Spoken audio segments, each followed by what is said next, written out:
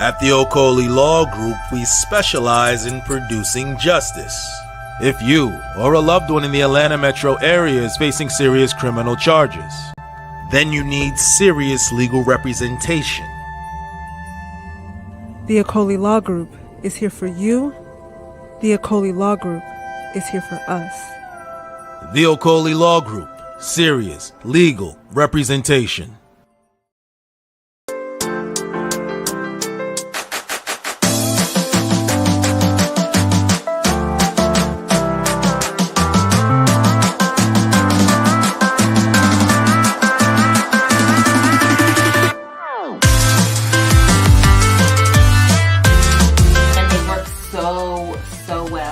Really love this brand because first off, the products are quality. I have amazing hydration.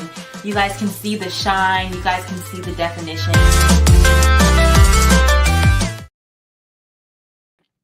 Peace, family. We are live again. Dynasty Mirror Search for Uhuru. Thank you all. Thank you so much for joining.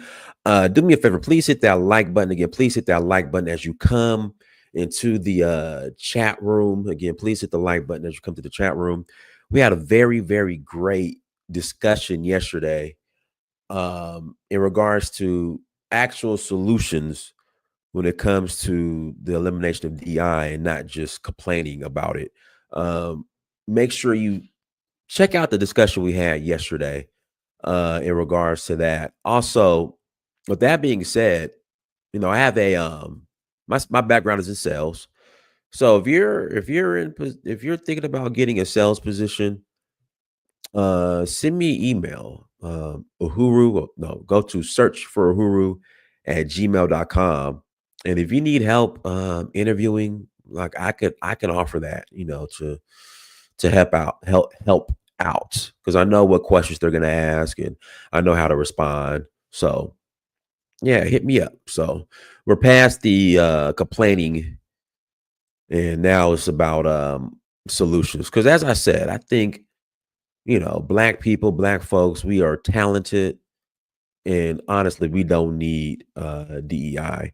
And with that being said, if we would have listened to John Henrik Clark, Amos Wilson, Elijah Muhammad, we wouldn't need no DEI. So I'm not tripping over it. You shouldn't either. So yeah, let's keep it pushing. Before we jump into today's topic, please visit. Hold on, it's pulling up. There we go. Please visit Danfo.Africa. Again, please visit Danfo.Africa. We are rolling to the Oshun Festival in Nigeria, August 3rd to the 12th. August 3rd to the 12th, we are rolling to the Oshun Festival. We're also rolling to Senegal for the Jazz Festival. That's May 27th to June 4th. We only have about 2 more spots remaining for that. The video you see right here, we're going to Zanzibar for Safari Blue. Again, we're going to Zanzibar for Safari Blue. That's September 21st through to September 30th. I got 6 spots remaining, about 7 spots remaining for that. And then we're rolling to Namibia, right? For Dudes and Amapiano. Let's see here. I have about 4 spots remaining for that. So we're going to start off in Namibia. Then we're going to head to South Africa to Cape Town. And yes, we are going to dance with the Himba. This is from my this video right here is from my visit in 2012. And I can't wait to go back. In fact, hold on, I'm about to come up here in a second. I think I am. Hold on, I'm coming. Hold on, I'm about to come up here in a second. Here I come. I think I'm coming. There I go right there. They was looking crazy, like, what's wrong with this dude? There we go. Get it, Diners. Get him. Okay, there we go. Yeah, there we go. They was looking at me crazy. But hey, we going to see the Himba again. So if you want to roll, look at it like, what's wrong with this dude? But anyways, we rolling. We are rolling to Namibia. We're rolling to South Africa. If you're interested in joining us, I got to put this video in our group chat for in our WhatsApp group chat for Namibia, because I'm like, everybody's dancing with the Himba. Everybody's going to dance with the Himba. Everybody. So let's jump into today's topic. Trump has cut off aid to Africa. And I want to say this once again. When I'm in Nigeria, when I'm in Benin Republic, wherever I'm at in in Africa, there is so much talent and ingenuity where, if you ask me, and then you also have to include the factor of leadership. We don't need aid. Y'all don't need aid. Y'all really don't. And why do you want aid from America anyway? As somebody says in the chat room, whoever feeds you controls you. There we go. Whoever feeds you controls you. Cut out the aid. I agree with Trump with cutting out aid to at least Africa, because we don't need it. We don't need it at all. There is enough talent and ingenuity on the continent where it's not needed. And to some people, the response will be, well, Dynas, tell America to stop, the West to stop getting involved in our African affairs and taking our resources that are used to use devices like this, iPhone, Congo. And my response will be what are your leaders doing? What are your leaders doing? Your leaders allow it. So that conversation is between you and your leader and leadership. Well, Donna, that's easy for you to say because, the economic hitman and this hitman and that hitman. Well, look at Burkina Faso, Mali, and Niger. Look at what they're doing. Specifically, Burkina Faso. Again, specifically Burkina Faso. And a leader there, president there, Traore, I believe is his name. He's kicking the West out and saying that we will do for self. We're going to renegotiate and we're not going to be exploited. So why can't other African leaders do the same thing? That's my question. Guys, hit the like button. Again, please hit that like button as you come to the chat room. But no, we shouldn't be upset. But let's go with your argument that the West is exploiting and stealing the resources from the continent. And that's how you're justifying aid to Africa. One of the programs that Trump got rid of.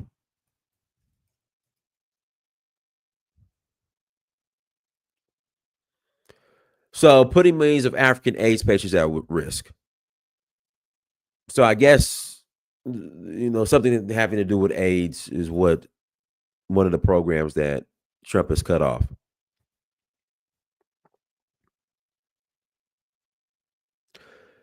What is African leadership? Why should this be on the responsibility of America?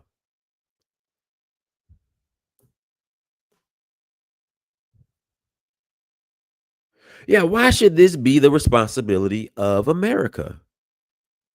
AIDS in Africa. What is leadership doing? What are Africans doing? What is the African diaspora doing? You're right. African countries have received trillions, might be exaggerated, but for sure billions in dollars in aid and investment from advanced countries such as the United States for 60 years. And you make a great point, but China is doing all the development. What development is America doing in Africa? Nothing. So you want to justify AIDS treatment, the need of it, because of the minerals that it takes to make this cell phone? That is the most lopsided, uneven deal ever, when Africans on the continent could handle that themselves. It's simple. Use condoms. Protect yourself. No, what's the term, guys? Hypodermic needles. Is that the term? Hypodermic needles.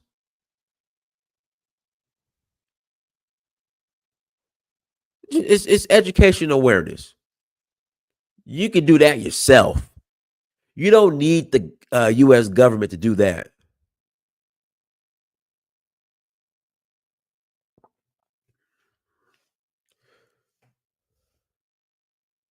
Nigeria is number 2 in the world with HIV. Okay, condoms. And no, don't share the needles. I forgot the correct term, but you guys know what I mean.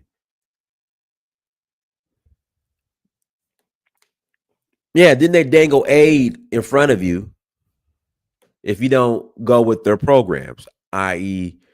LGBTQ programs and etc.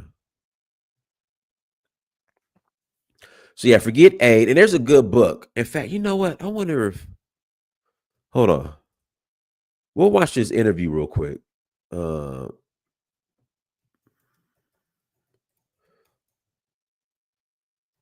In fact, I need to buy the book. Here we go. It's called Dead Aid. Let me I'm gonna try to get her on the show.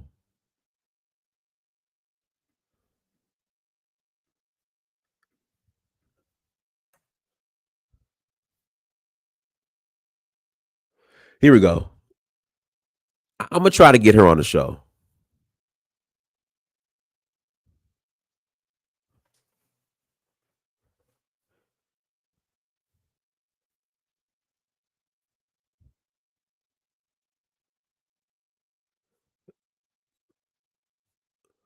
Hold on one second.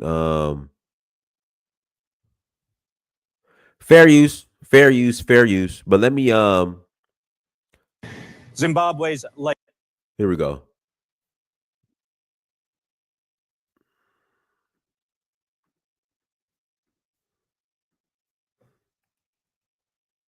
latest appalling chapter. It's a tragedy made even greater by the fact that this country once had one of Africa's better healthcare systems. No doubt many of you watching tonight would like to assist the people seen in our story, but what to do? Foreign aid has long been the world's way of responding to Africa's woes. But what if the aid is actually making things worse? Here's Europe correspondent Philip Williams with an interesting new take on a very old problem.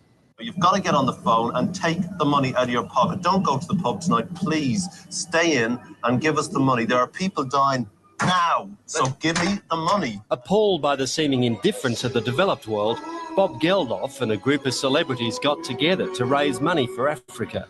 All day down, down, down, shoot it all down. The result, of course, was the global broadcast phenomenon called Live Aid.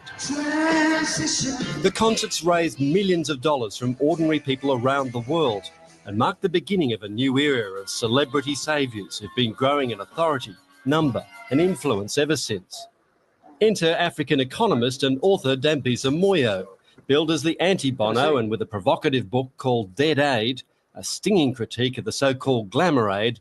Moyo argues aid is not a solution, it's the problem. I don't agree with the message. Fundamentally, I don't think Africa needs more aid. I think it needs less aid. It needs governments to be made accountable to the domestic citizenry and not accountable to donors. Africans stand in the hot African sun to elect their leaders. And it's those leaders who are charged with the responsibility of delivering social services and being accountable to their people. There clearly was a vacuum that has allowed the celebrity culture to seep in, but it would seem to me that no society would appreciate their whole policy and the future of their children to be dependent on celebrities that actually don't live in these contexts. In 2005, Live Aid had become Live 8, and the frontrunners, the now Sir Bob Geldof and Bono, were taking their message directly to world leaders. But for Dambisa Moyo, the rise and rise of Glamour Aid is only part of the problem. She's also railing against what she describes as the self-perpetuating aid industry. Basically, aid has become an industry. There are just way too many vested interests. And by and large, the criticisms that my book has been receiving are coming from those quarters, people who actually have a vested interest to see the continual cycle of Africa in despair so that they can justify their existence. What sort of people are you talking about? I'm talking about academics. I'm talking about people from the NGO community. I'm talking about people who are policymakers and politicians who know that it doesn't work. The evidence. I was going to get to that. The reason why a lot of these organizations want aid, still, want aid for Africa, specifically NGOs, is because it's a racket. They're not fixing any of the issues, but they're taking in millions of dollars in aid money into their own pockets. And the people are barely seeing that, and there's really no results. It's a hustle. There we go. It's a hustle. The aid hustle. That's what it is. The aid hustle. Has shown it doesn't work. In 1970, 10% of Africans lived in poverty. It's now more like 70%. In many countries, as high as 85% of Africans are living in poverty at a time when the aid model has become so dominant. What's the solution? In the book, I actually prescribe that they should, with immediate effect, or in the very near foreseeable future, implement a 5-year plan where they systematically reduce aid to these countries. I would say that things like the capital markets are an easy way for countries to start to fund themselves. So, in the worst case scenario, governments in Africa should focus on getting ratings. They should be focusing on learning how to pitch to international investors so that when the markets do come back, which they invariably will, they'll be ready to raise money in the capital markets. But on the other hand, right now there are non-traditional markets such as China and the Middle East where money does exist, and African governments should be talking to these places about issuing bonds and raising capital that way. As we've just seen in Zimbabwe, there is a desperate need for humanitarian aid. In response to the new power-sharing deal there, Australia's just committed $10 million to fight cholera and encourage medical professionals to come back and help. Beyond the humanitarian question, though, Dambisa Moyo claims the enduring problem is the scale of government-to-government aid, the large systemic cash transfers from rich countries to Africa. Huge amounts of money squandered by the likes of Mugabe. In the book, I talk about the fact that the Zimbabwean government received from the United Kingdom and the United States around $300 million as late as 2006. And I think that's worrying. I think that's a big concern. The fact that Mugabe can and does come to Europe and the United States. I was just in New York last September, and he was attending the UN meetings. And the fact that the UK and the United States maintain diplomatic ties with Zimbabwe leaves the African on the ground wondering what options they have to bring their governments to accountability. I suspect many people watching this program would say the problem's not aid, it's corrupt leaders. Right. I don't think you can delink the two in the African context. I think an aid model makes good leaders bad and makes bad leaders worse. It's free money. There are no strings attached. Even in the times when multilateral institutions and donors have talked about conditionalities, those conditionalities are weak. They are not applied, again, because the aid industry, it thrives and feeds on Africans borrowing money. And so the cycle keeps going on. Does it make you angry when you look at the amount of money that's been spent in Africa over the past 20, 30 years? Well, I think it's absurd. In 1 year of a problem in the capitalist system, and we are so critical of capitalism, 60 years of an aid-dependent model, and we hear only calls for more aid. That to me is intellectual dishonesty, particularly from the quarters of people who I know for a fact have been big proponents of capitalism in other regions of the world. But when it comes to Africa, they're big supporters of aid. I think that, what is there a blind spot there? Or why particularly Africa? To be quite honest, I think it's built in pity. I think the whole aid model emanates from a pity for Africa, a sense that Africa cannot do it, cannot achieve growth. And sadly, because there are incentives, which, as you know, the world has shown, people, governments, companies respond to incentives. There are incentives for African governments to take aid. We've basically ended up in a situation where it doesn't work, and we're happy to just keep it going. And you're absolutely confident that removing that aid is not going to leave at least some people without food, without medicine? I think the ones that will be affected most will probably be the African elite, as opposed to the broader population. What will they lose? I think they would lose possibly their bank accounts in Geneva in the worst case scenario. But I think beyond that, I think that they would also lose the ability to have leisure time, and they'll be required to actually go out and start to work hard to find money to support their social programs in Africa. What would you say, though, to the well-meaning Australian who donates to the charity, who urges the Australian government, for example, to lift its game with aid and go? What would you say to those people? I would say it's very important to understand what that type of aid can and cannot do. It can provide a Band-Aid solution.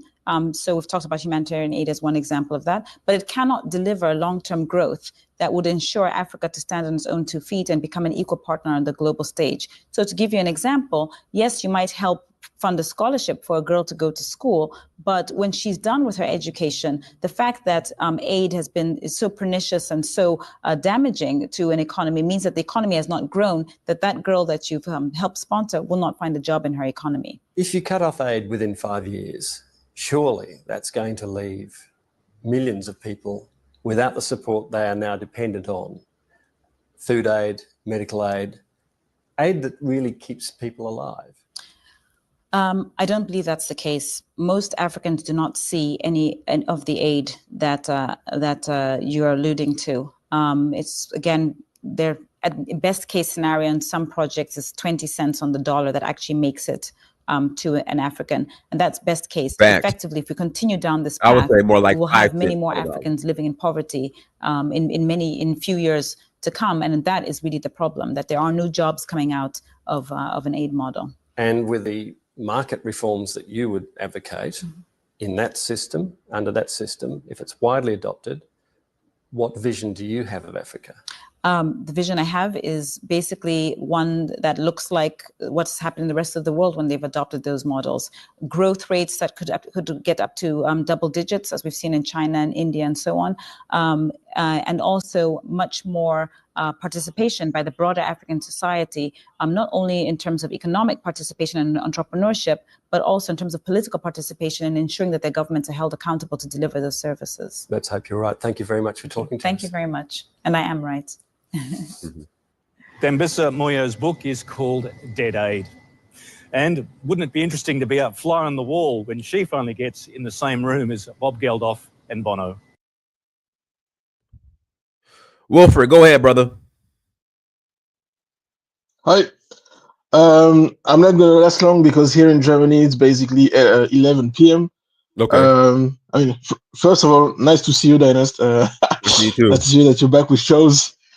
And yes, I have to say that I agree with you 100% actually. And this woman said everything right.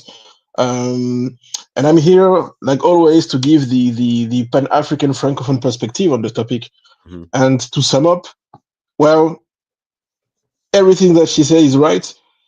And most of the people, I didn't hear or see anybody in the Pan-African Francophone world complaining about the fact that these aids are cut.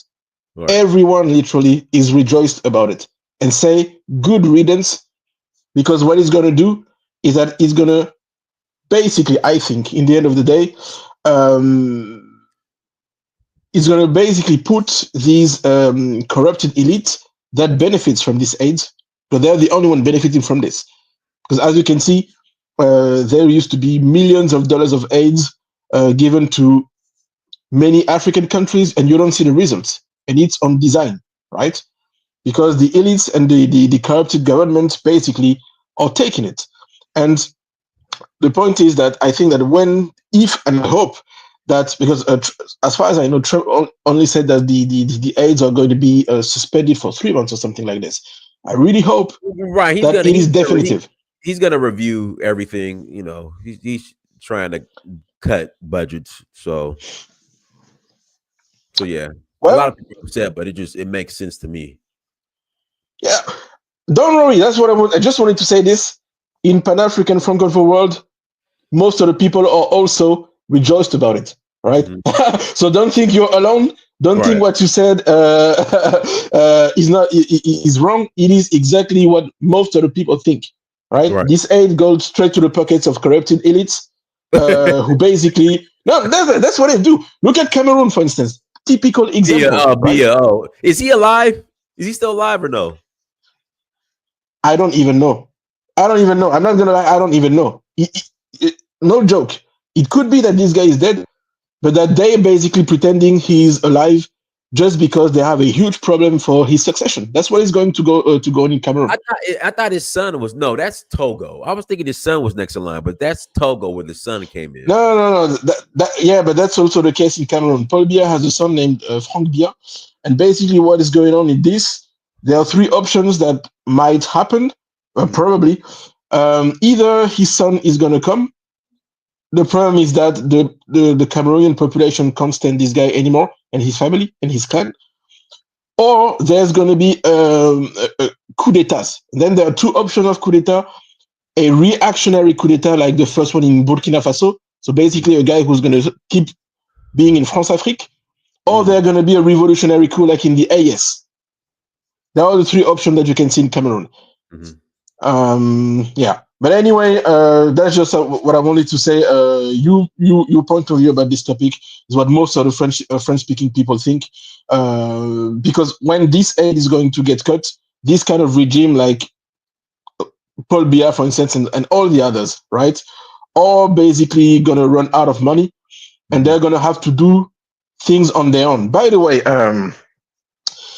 when we talk about aid, Burkina Faso. I don't know if you know, they paid off their whole debt. No, right.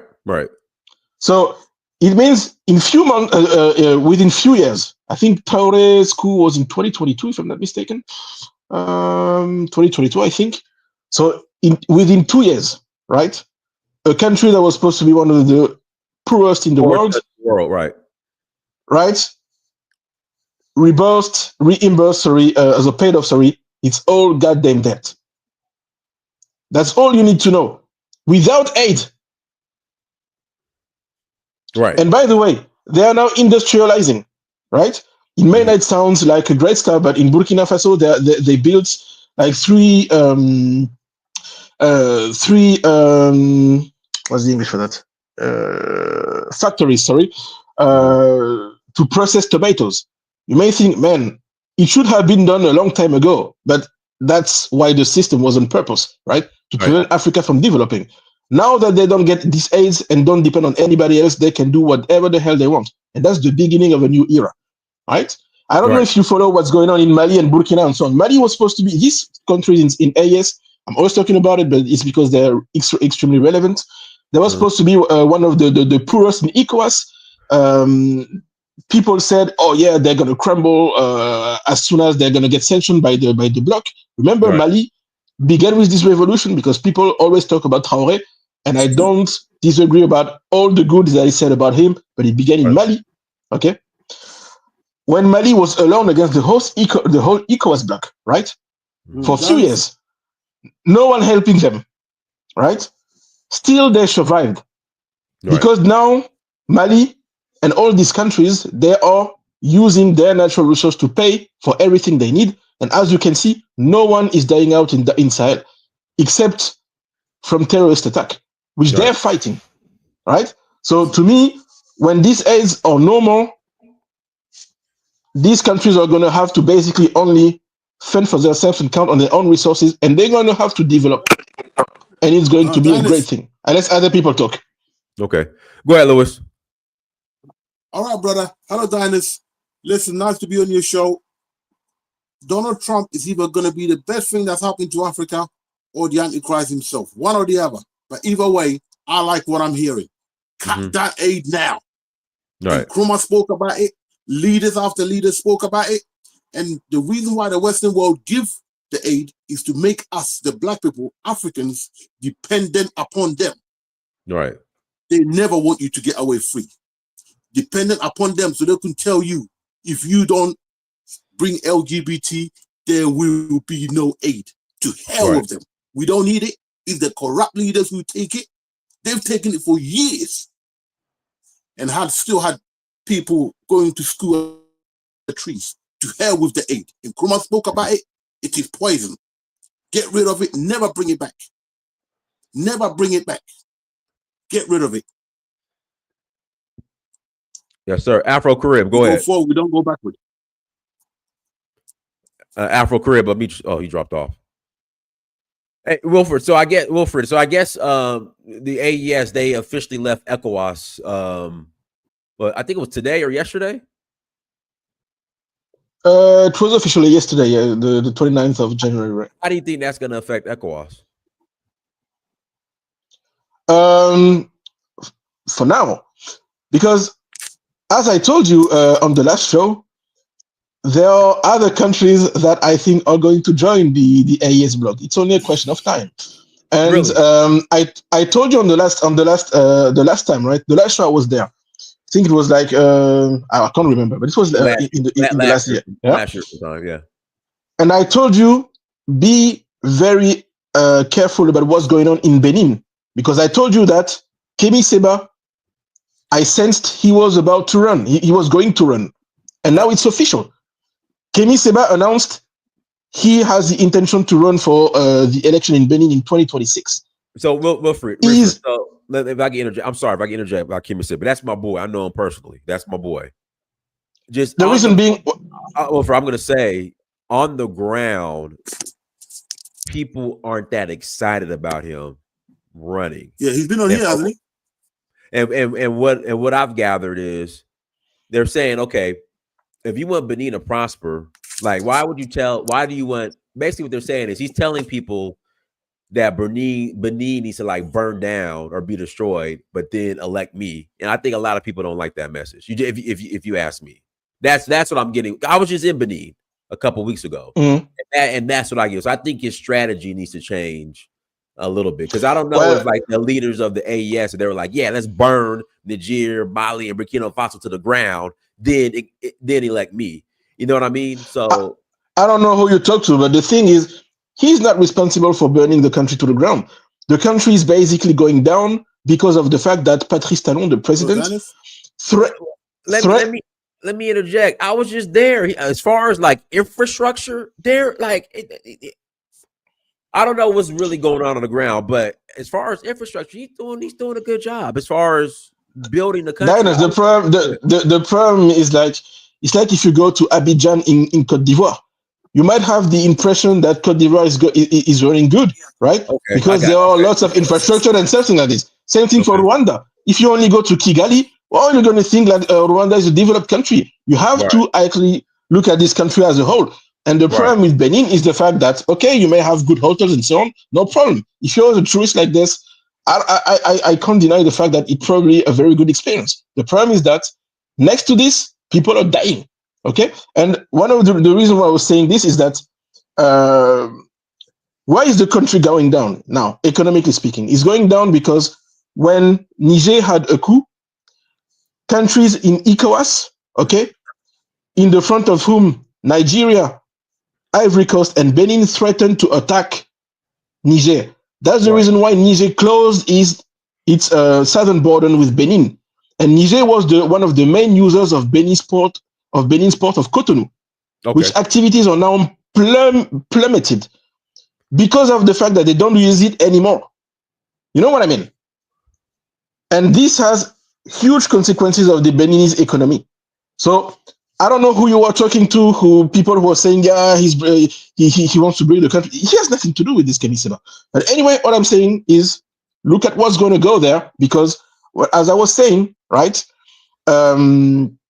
people, he already said, Kemi Seba, there is no doubt about it. He said it clearly. He has the intention to join the AS. And by the way, he has a diplomatic passport from the state of Niger already. From Niger. Yeah, I know. Yeah. So, and by the way, in the neighbor country of Togo, the Minister of Foreign Affairs, his name is Robert Dussé-Comlan, he said in an interview recently that he thinks it would be a great idea for Togo to join the AS.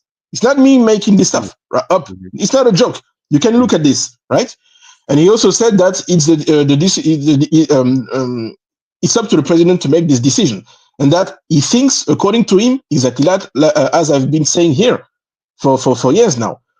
He said this, right? The foreign minister of Togo. He said that if we would make a referendum right now, a vote to determine whether or not people of Togo would like to join the AS, he thinks that at least 70% would be for it.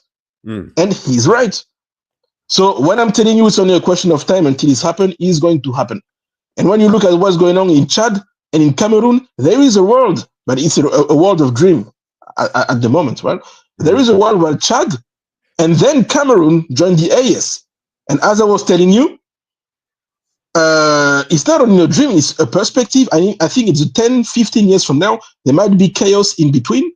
But as I've been saying here in your show for years now, what you are witnessing is the creation of a huge Pan-African, West African state. Is going to happen. And it's going to grow bigger and bigger and bigger. But there are going to be failures too. There are going to be chaos. For instance, in Cameroon, I don't think Cameroon is going to be able to escape maybe a civil war or something like this. But in the end of the day, right, when calm prevail again, these countries are going to join the bloc. That's all I'm saying when it comes to this. And to come back to the topic, and then to let someone else talk, the cut of these aids might play a big role in it. Trump might be literally the black swan in all this stuff. The unexpected event. He doesn't give a fuck. He doesn't. Is he like hands off? Absolutely. Yeah. Absolutely. And many Africans don't have a problem with the fact that he says that Africa, a continent, is a shithole country, because this guy don't give a shit about us and let us alone. I hope it's going to be this way, but I have to stay. Sorry, one last thing, that I wouldn't be so optimistic about this guy, because one of the guys around Trump is Eric Prince. And Eric Prince, basically the CEO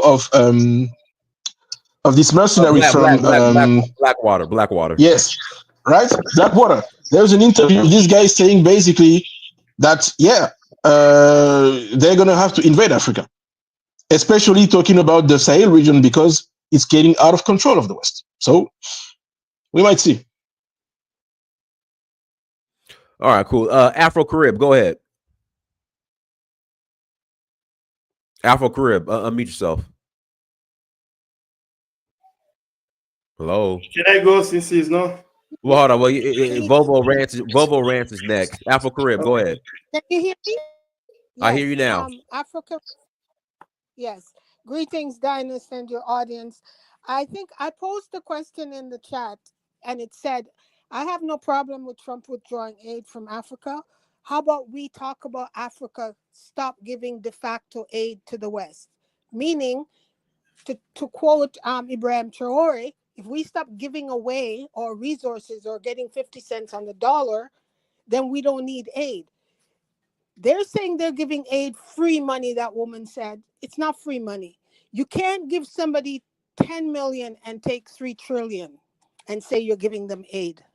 So my argument is the only, or not the only, but the best solution we're facing right now is what's happening in the Sahel, where states in Africa get together, trade between each other, and basically decide we're going to keep the West out of our business. Because as long as they're involved, we're going to have a problem. Now, of course, that can't happen without military empowerment. And Traore said it. If you can't defend your state, then you can't change the economics. So I think basically you're looking at a situation where Africa has to seriously look at growing their military bases, providing protection, because we know what the West is going to do when we become isolationists. They're going to say, well, we'll just go in and take it, as somebody just suggested. That's just my contribution. All right, Vovo Rants, go ahead, unmute yourself. Yeah, can you hear me, brother? Yeah, I hear you. Yeah, I'm gonna go quick, man. It should be a good thing. You know what I mean? Why do Africa need aid? Like, that's ridiculous. Like, just sell the shit. Just sell it. Like, yeah, they got a problem. They doing bad business. They historically have done bad business. They just do bad business. They're not getting what they should get for their stuff. And that's bad business. You know, they got a problem. I hope I don't offend nobody, but it's true. They got a sellout problem. They got a problem. I agree. Yeah, it's like that's man. And when I say that, I get a lot of heat for that, but that's just true. They got a sellout problem. Like, they got a sellout. They will sell out so easy and quick. That's stupid. You're not getting nothing for your stuff. Africa shouldn't need nothing. Aid. Like, what do you need aid for? You got all the stuff. You got, if they built a dome around Africa and nothing goes in and nothing comes out, Africa will be straight. It'll be the rest of the world knocking to come in. Africa will be straight forever, indefinitely. They got everything they need right there. Also, they're having a brain drain. There's no reason why all of the what I want to say, how can I say this without all the dope Africans or all the Africans with the know-how and the knowledge are in America, in Canada, in Europe, in Australia. I see some of them in Russia, you know, in they in Asia, they in Japan and stuff like that. No, you gotta take what you learn and go back, return home to your country and build. There's no reason why in 2025 there's places in that, well, most of Africa where there's no running water, there's no electricity, there's no roads, there's no hospitals, the people aren't being serviced right. Man, that's, you know, it's just silly. So eventually everybody got to get off the aid. You know what I mean? I'm 38 years old. For the first, I'm gonna say, 16, 17 years of my life, I was getting aid from my parents. Eventually I had to get out. I had to go out in the world and fend for myself. You know what I mean? And there was a time where my mother, I had to go back for like 2 weeks to my mother's house, and she said, you gotta go. You gotta go. She wasn't putting me out, but she was telling me it's time for you to, you know, you gotta figure something out. Go out there and be a man. And that's what I had to do. So Africa, is time. Like, when do this? How long do this go on for? Do y'all just give them all the resources until they run out, and then you still ain't getting nothing for it? So that's the two problems they having. The three problems. They got a sellout problem, they got a bad business problem, and they got a brain drain. Appreciate you letting me speak, brother. No problem. Call, go ahead.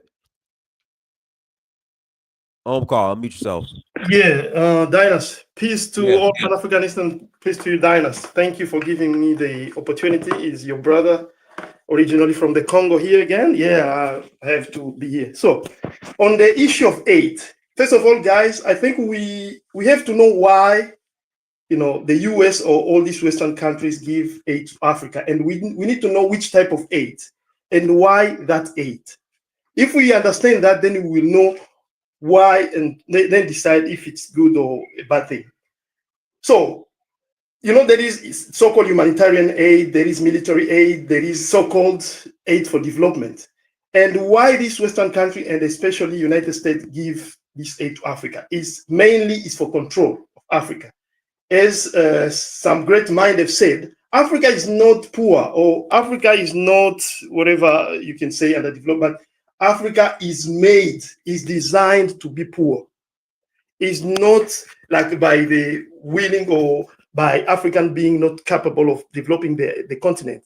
It's just the way how, you know, with the relation, since we met these, our brothers, Caucasian, you know, our relationship with them has been complicated. The way how we understand the world, the way how we conceptualize the development is not their own way, or even the way how we conceptualize wealth is not the same way with them. For them, is to control us. So when, for example, the US give aids, I will use example. Why even some African country or some organization in Africa request aid? Mainly because I can say that I have a little bit of experience in this. For example, when you go through the history of Africa, Dinas touched this when I think we talked with him about, we've gone back and forth about what is happening, for example, in Congo, Rwanda, Tanzania, and Kenya. Because whatever the situation which is there, whatever most of the leaders which we have, they are not leaders who are really the choice of African. They are leaders which are imposed to African by these systems. And these systems, they are the one who provide aid. Why they provide this aid? Because it's a way, as I said, it's a control. For example, since they imposed this president, for example, let's say in Congo, now they will give aid, military aid so as to control his army, to know what is going on in the army, Then through that, they will be able to negotiate good contract and say, for example, we want to control all the cobalt in Congo. If you refuse, we're gonna provide aids to Rwanda and Uganda, then withdraw this president. You see, we throw this president. And that's what has been cyclical. Just in parentheses, I'll say, amen. The brother who spoke about Kemi Seba, yes, I'm among the follower of Urgence Pan-Africaine. And I wish all Pan-African can support Kemi Seba because he will be a great president for Benin and he will be a good addition to Africa. So that's why when we are talking about, like, for example, I'll touch, because I'm Congolese, man, I cannot shy away from that. I will touch on this situation which is going on between Rwanda. Go ahead. I think it'd be perfect. Go ahead. Yeah, Uganda and Congo. Go ahead. Yes. For example, that situation, like a lot of people are not aware, and there is a book which I can recommend. Let me do this so that people may see and understand. Can you see this book? Yes, Holocaust in the Congo. Holocaust in Congo, the Omerta of International Community. If you read this book, you'll understand who are the players in all this mess and why. There are the Clinton inside there. There are agents, there are a lot of America, there are a lot of British, Israelis. Why? Because in these lakes, Lake Kivu, what we call the Great Lakes of Africa, Lake Kivu, Lake Victoria, Lake Albert, and among all those lakes, there is like 3 which are found in Congo. There is a huge amount of petrol. This is what a lot of people who are aware of what is going on in Congo, but not deeply researched, they don't know. So the 7, if you know a little bit about the 7 sisters, the 7 giant oil exploiter or explorer. They went in the 1990s and they spoke to Mobutu that they found that there is a lot of oil in there and they wanted to exploit that. Other than that, there is also all these minerals which you are hearing about: coltan, tin, gold, cassiterite, cobalt, lithium. They wanted to exploit that, and they wanted more like a bigger cut than the Congolese. Mobutu, although, of course, Mobutu was imposed in Congo, or he was put in power by the Western, but to some extent, he started, because remember, what most people don't know, Mobutu was a follower of Lumumba. Although he was kind of bought by the Western agent or by the Western power, but at the beginning, he was a Lumumbist. At some time, he started, discussing or negotiating, a better deal for Congolese. But he had already messed up the army. He had already done so many mistakes. So they didn't want the deal which he told them, because they wanted, other than exploiting the oil, they wanted 30 kilometers lands into Congo. He was like, no, I cannot do that. Now they went, because it was in late, at the beginning of the Cold War, and there was no more use of Mobutu. So they exploited. Now they went to Uganda and they got a deal with Uganda. many people don't know probably that Kagame, the current president of Rwanda, he was an agent, or he was in military in Uganda because he was a refugee there, with affiliation, ethnic affiliation between the Rwandan Tutsi and Ugandan leadership at that time, which is Museveni group. They are they are so close. He was in a Ugandan security apparatus with other Rwandans. Then that's when they plotted how they're gonna get into Congo, and how they did it. If you read this book, there is even names of agents who were sent. They tried to use the late regime in Rwanda, which was Habyarimana regime, so as to invade Congo. But that regime, because it was a little bit closer to the then Zairian regime or Congolese regime of Mobutu, they were afraid.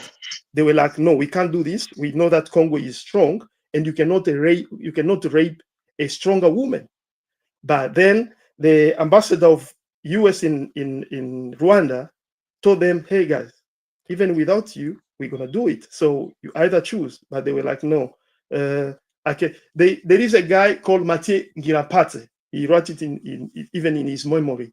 He told the ambassador, who was his friend, I cannot betray my president, because after the president had refused, they went to another who was like his minister and close to the then US ambassador in Rwanda. He told Mathieu, can you do this? We can help you so that you can take power, but the aim is to invade Congo. And the Mathieu was like, no, I can't do that. They went to his wife. His wife was like, I don't need to be president over the blood of other people. So they refused. That when now they supported with military aid the then rebellion group, which was invading Rwanda from Uganda, today RPF, or today regime of President Paul Kagame. And this is what a lot of people don't know. Before the genocide, a lot of people knows about Rwandan genocide, but a lot of people are not aware that before that genocide of 1994, Rwanda was in 3 years of war.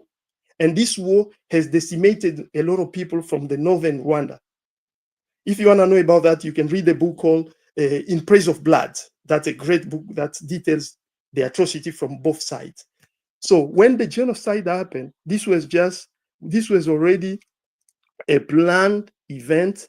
And if you look at the maps, which they demonstrate, which you can even find, there is a great American professor, Christian Davenport, who went to Rwanda and spent more than 5 years doing research on what happened in Rwanda and why it happened, getting all the archives and the documents and studying everything. They found that it was probably, I'll say this, it was probably, but it had been already demonstrated that the Pentagon knew. And the way how the Rwandan Patriotic Front moved through Rwanda, it was by purposely to push as many people into Congo than in any other country. Because they came from the north and then closed the border of Rwanda and Tanzania. Then they went south, closing the border so that people cannot run into Burundi. So the only way that people were pushed, it was to go into Rwanda. And that was planned so that they knew that when these millions of people will be flocked or sent into Congo, it will be difficult for the government, for the then government of Congo to control them. That will be a perpetual problem. Then Rwanda, the regime which they will impose in Rwanda, will always have an alibi to invade Congo whenever they need to use them, because those people, some of them will be lost in forests. Even if they try to go wherever, they will always get an alibi to do that. And fast forward to this situation now, that's why even in genocide, people are lied that the genocide, it was only like it was the Hutu who killed the Tutsi. Is not totally correct, because if you go even to the Ibuka organization, which is an organization which applied for the genocide survivor, and you look at the number which they give, you'll find that it was a killing among both groups. And even researcher like Christian Davenport and many others, they even suggest that there are many Hutu who were killed than the Tutsis. But because the Tutsi group was supported by the powerful, UK, US, Israeli, and all this, they imposed a narrative saying that the Hutus killed the Tutsi to qualify it. Carl, let me pass the mic. We can do a whole separate show on what's going on in the Congo, but let me pass the mic to Niger. All right, thank you. But yeah, I'm here. Yeah, thank you for having me, Diners. Greetings to everyone on the panel. Greetings to the chat and the viewers. Diners and Americans, I'm sorry to hear about the plane crash today. You know, it's not good to loss of life, and the Congolese are not having a good time too. Hey, I got a question. Anybody in the chat room that is in the Air Force or was in the Air Force? I'm trying to figure out how a Black Hawk helicopter, what the tech it has, hits a commercial plane. Exactly. It flew into it. It's unbelievable. Yeah. Go ahead, Nigel. So, the aid business not going to Africa, I think it's a welcome development because it's a kind of bribe to African leaders to look the other way when they should be doing the right thing by their people. Because what it does, it forces them to the baseline of reactions to Western instructions now. Because if you are about to instruct somebody, you better be giving them something. And if you are not giving them anything, guess what? They are not likely to listen to you anymore. And I think that is a good thing from the point of view of Trump, because maybe Trump is not even interested in giving anybody instructions. He just wants to deal with America and his white people's business at this time. So I'm very, very happy that he removed that aid, because we never needed it. The truth is, we never really, Africa doesn't need it. At least the part of Africa where I'm from, maybe Somalia and Ethiopia, where they have a lot of droughts, but the other areas, they don't need it. They have a lot of resources, a lot of food, everything. We have what we need. They should just get out of our way. That's the problem.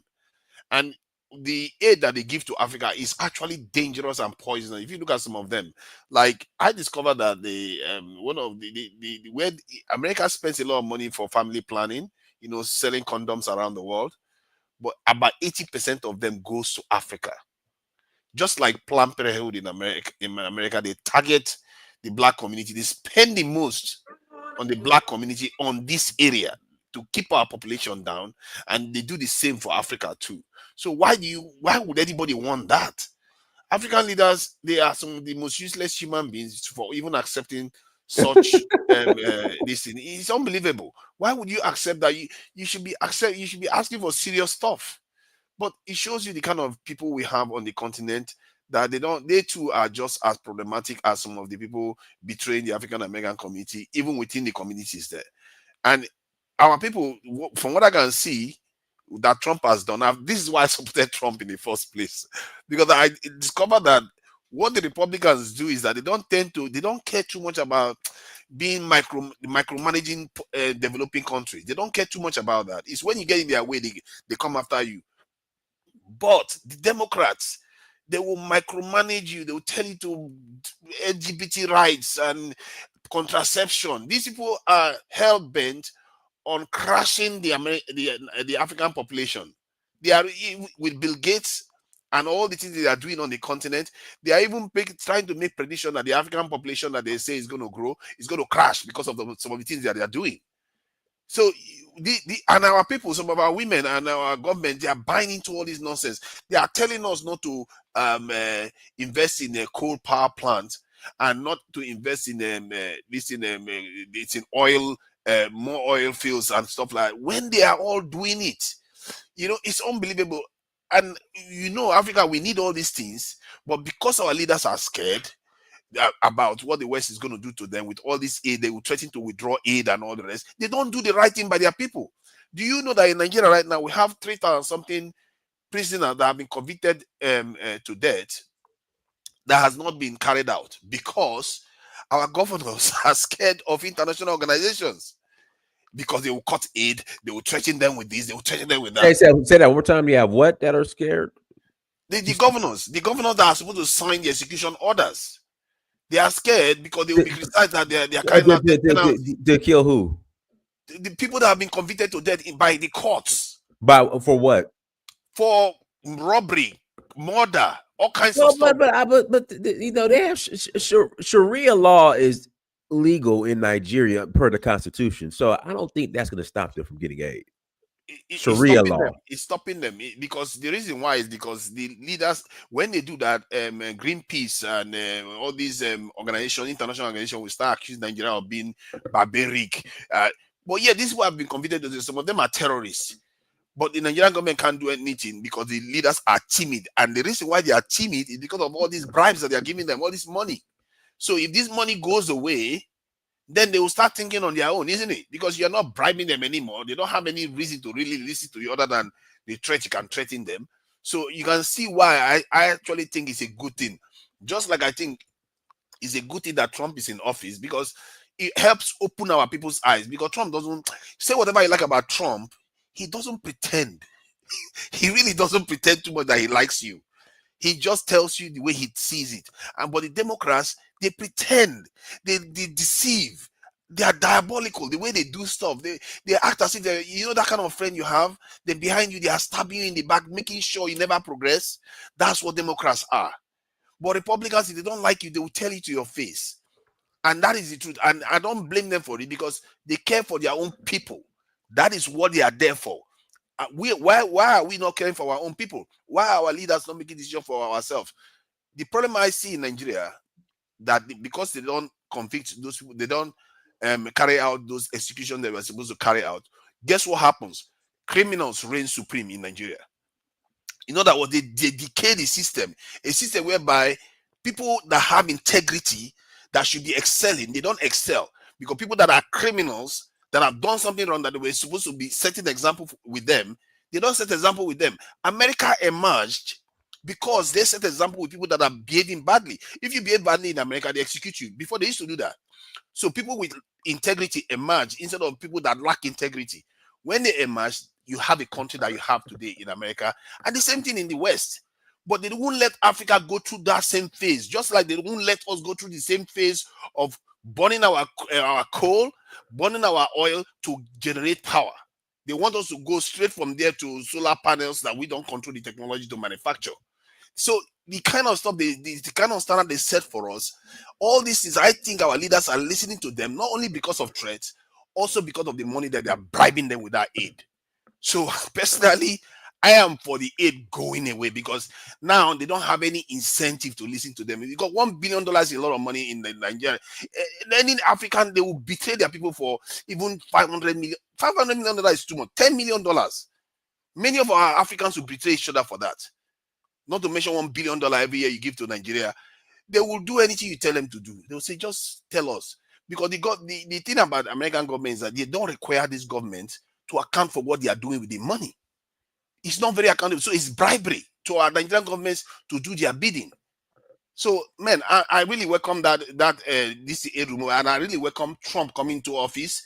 All those people, all those black people that are walking around the world thinking that these people are for you.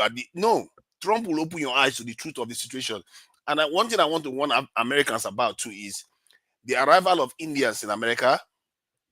They should watch out. Because those Indians, many of them, they believe in the caste system. And they are going to be a second problem. If you think Hispanics or the other immigrants are bad, these guys control Silicon Valley. They control this app that you are on. And sooner or later, they are going to be a problem. They are going to work with the white people in there and cause serious problems. And they have numbers. These are billions of people. And they oppress their people. They oppress a lot of people in their own countries. I don't even know why nobody's calling them out on it internationally. And yet they are calling out America all the time. So that is just one issue that I just thought I should highlight. But I am definitely for this aid removal. It should never come back. We don't need it. If they want to give to Somalia, give to Somalia, give to Ethiopia. Nigeria doesn't need it. Ghana, no West African country needs it. No Central African country needs it. They are all those places they are lost lands. Lost land full of minerals.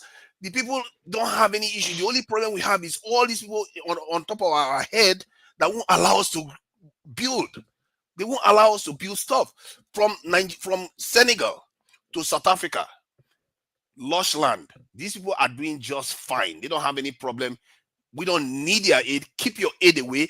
Just go away and leave Africans to build by themselves. You will see that continent will be transformed. As a matter of fact, the continent is transforming slowly and steadily with all these useless Biden and all their nonsense being kicked out. And I hope people like Trump remain in the office, because people like that, they don't care about Africa. They leave Africa alone. And that's what we want. And in America, what I would say is that the Black Americans in America, all Black people in America, they're going to have a tougher time. We like it or not, they are going to have a tougher time. But I think that tougher time that they will have, if they respond the right way to it, they are going to gain their power back. Because remember, when things were harder before, they had more power in terms of economic power. Now, these Democrats are telling them, oh, come on, it's LGBT rights, it's DEI and all this. You do all this stuff. Where has he gotten the African American community? Instead, they are sponsoring this Planned Parenthood poison to release their population. And I just checked the amount that they give to the Black community in terms of their businesses. They give them 1.4 billion. Israel got 28 billion last year alone. You give them 1.4 billion for their businesses. You give the white people 12 billion. How are Black people supposed to catch up? Where is the hope of Black people in that country? Where is the hope of Black people in Africa? We have to work on our own. And I think all this money, stupid money that they give to us, is not worth it. Let's just work for ourselves and build our own. Because if they give you money, you think they are doing you favor. They are not doing you any favor. This in America and the West, they basically have unlimited money. Hey, 290, 30 more seconds. I got to pass the mic. Yeah, I know I've gone too long. They have unlimited money. This COVID-19 revealed it to me that when they need money, they can print it. They printed $17 trillion and gave it to themselves, and their economy didn't shake 1 second. So if they wanted to give you money, real money, they will give you real money. All this money they are giving to us, they're just using to control us. And we have to start thinking for ourselves. Thank you. All right, go ahead, Wolford. Too much time, actually. Yeah, go ahead, Wolford. Oh, well, never thought I would say this, but it seems that I agree with the uncle to Niger. But a topic. Two things here. First, it was said earlier by Sir Vovo Renz that, amongst other things, one of the problems is the fact that Africans, I can't remember how he used to say this, but I have to correct something here. The reason why the right thing is not done in Africa is because the system put in place after the so-called independence is made on design to prevent them from happening. So the head of states that we have, I'm going to take the example of the country where I originally come from, Cameroon. This guy doesn't do shit. He spends literally 9 months out of 12 in Switzerland, buying luxury stuff with the money of the country. I can assure you that nobody in Cameroon with a right mind is okay with this. Simply the system in place is such that basically Western powers are protecting these guys and arming the military in order to put this guy in place, to hold him in place. That's the reason why he could hold so long. And what you don't see also from the outside is the fact that there are many people who have resisted. There were a huge resistance movement, for instance, in Cameroon, that was mercilessly eradicated by the colonial power. There was, historians agree about saying, for instance, in Cameroon, that about 1 million people used to die in this resistance movement that failed to achieve what it wanted. And that's the reason why we have a Paul Biya since then. So saying that people are prone to sell out and that people are basically are bad at business is wrong, factually. I'm sorry to have to say this. But, and you can see directly when you look at what's going on in Sahel. What's going on in Sahel is exactly what should not happen according to the Western power. You have people who are patriotic and who are using basically their natural resource for the sake of the people. And that's the reason why Burkina Faso, for instance, could erase its debt within 2 years, which, if you would have listened to any economist or anybody else, would have been impossible, absolutely impossible. But what Burkina Faso is doing now is that it's controlling its resources, among which gold, And that is how Burkina Faso can basically pay for its defense and do everything it has to do. Within 2 years, it was done. So Burkinabe are not more intelligent than anybody else in West Africa. And basically, when it comes to resources, they even have way less than many other people in Black Africa, generally speaking. But they now have the full sovereignty of their resource, and they can do what they have to do. And to come back to the topic, for instance, to make a follow-up about what Tunaja is saying, right now, the IMF, just to tell you what's going on in the IS, the IMF is now negotiating with Mali. They're literally begging Mali for accepting basically money from them, which Mali is refusing. Because the IMF is now saying that Burkina, Mali, and Niger are on the right way. They are paying off their debts. They are getting debt-free. And they're also getting back control on their resources. I don't know if you guys follow what's going on in these three countries. When in every of these countries, they're taking control back on their resources. And Diana, the last time I was there, it was on the way, but now even the French government had to acknowledge through its firm Orano that they lost the control of the world's biggest uranium reserve, which is in Niger, in a mine named Imuraren, because the Nigerian government, took it back. So you can see that when the African countries have first patriotic governments working for their people, controlling their resources, and acting within the interest of their own people, well, things change, and quickly. Now, I know that I've been fighting with Tunaija here for a long time. It may not go as quickly as we want it to be, but still, when things go in the right direction, things are going to change, and things are changing as we speak. All right, guys. Links in the chat room. If you want to call in, click on a link. I'll put the link back in the chat room. Again, if you want to call in, please click on the link. You can add to the conversation. Let me ask Omkar a question about Congo real quick. Omkar, do you think there's a chance or a situation where like the Congo invades Rwanda? So I don't wish that. And if our leaders are wise, they shouldn't do that. But as my brother said, I saw somebody trying to praise Tshisekedi. I cannot praise Tshisekedi because why? As we discussed before with Dinas, remember the program where you said we have a problem of sellout and it's not on the West. That's sometimes true. So it's not only the West, but our leaders also, we sometimes get, as I said, we got imposed some leaders, and those leaders, some are not really leaders, but they are misleaders. For example, the current president of Congo, why I'm not praising him, because he had 6 years of reforming the army of Congo so that Congo could be able to deal. Next time when Rwanda invades, Congo could be able to deal with it precisely and well, or even get the allies who could help. But in 6 years, what was he doing? He was just embezzling the money. Can you imagine this guy every month? He probably, if we do quick calculation, there is probably even 100 million which just disappear in the country. 80% of the budget out of the $6 billion which is the budget of Congo, they say they sometimes inflate it to 10 billion, 12 billion, but I know that it might be in the 6 to 8 billions. Out of that 8 billion, 70% goes into like a politician payments. So it's about institutions and these politicians paying themselves instead and neglecting the army. So that's why I cannot take the side of that so-called Tshisekedi leader. That guy is a useless.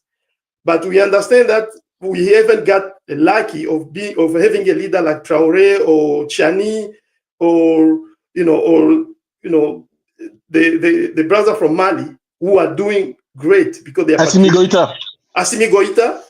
You know, I'm following that news as like you, but the leader of Congo is also useless. We are trying, unfortunately, because he was imposed there by the Western powers.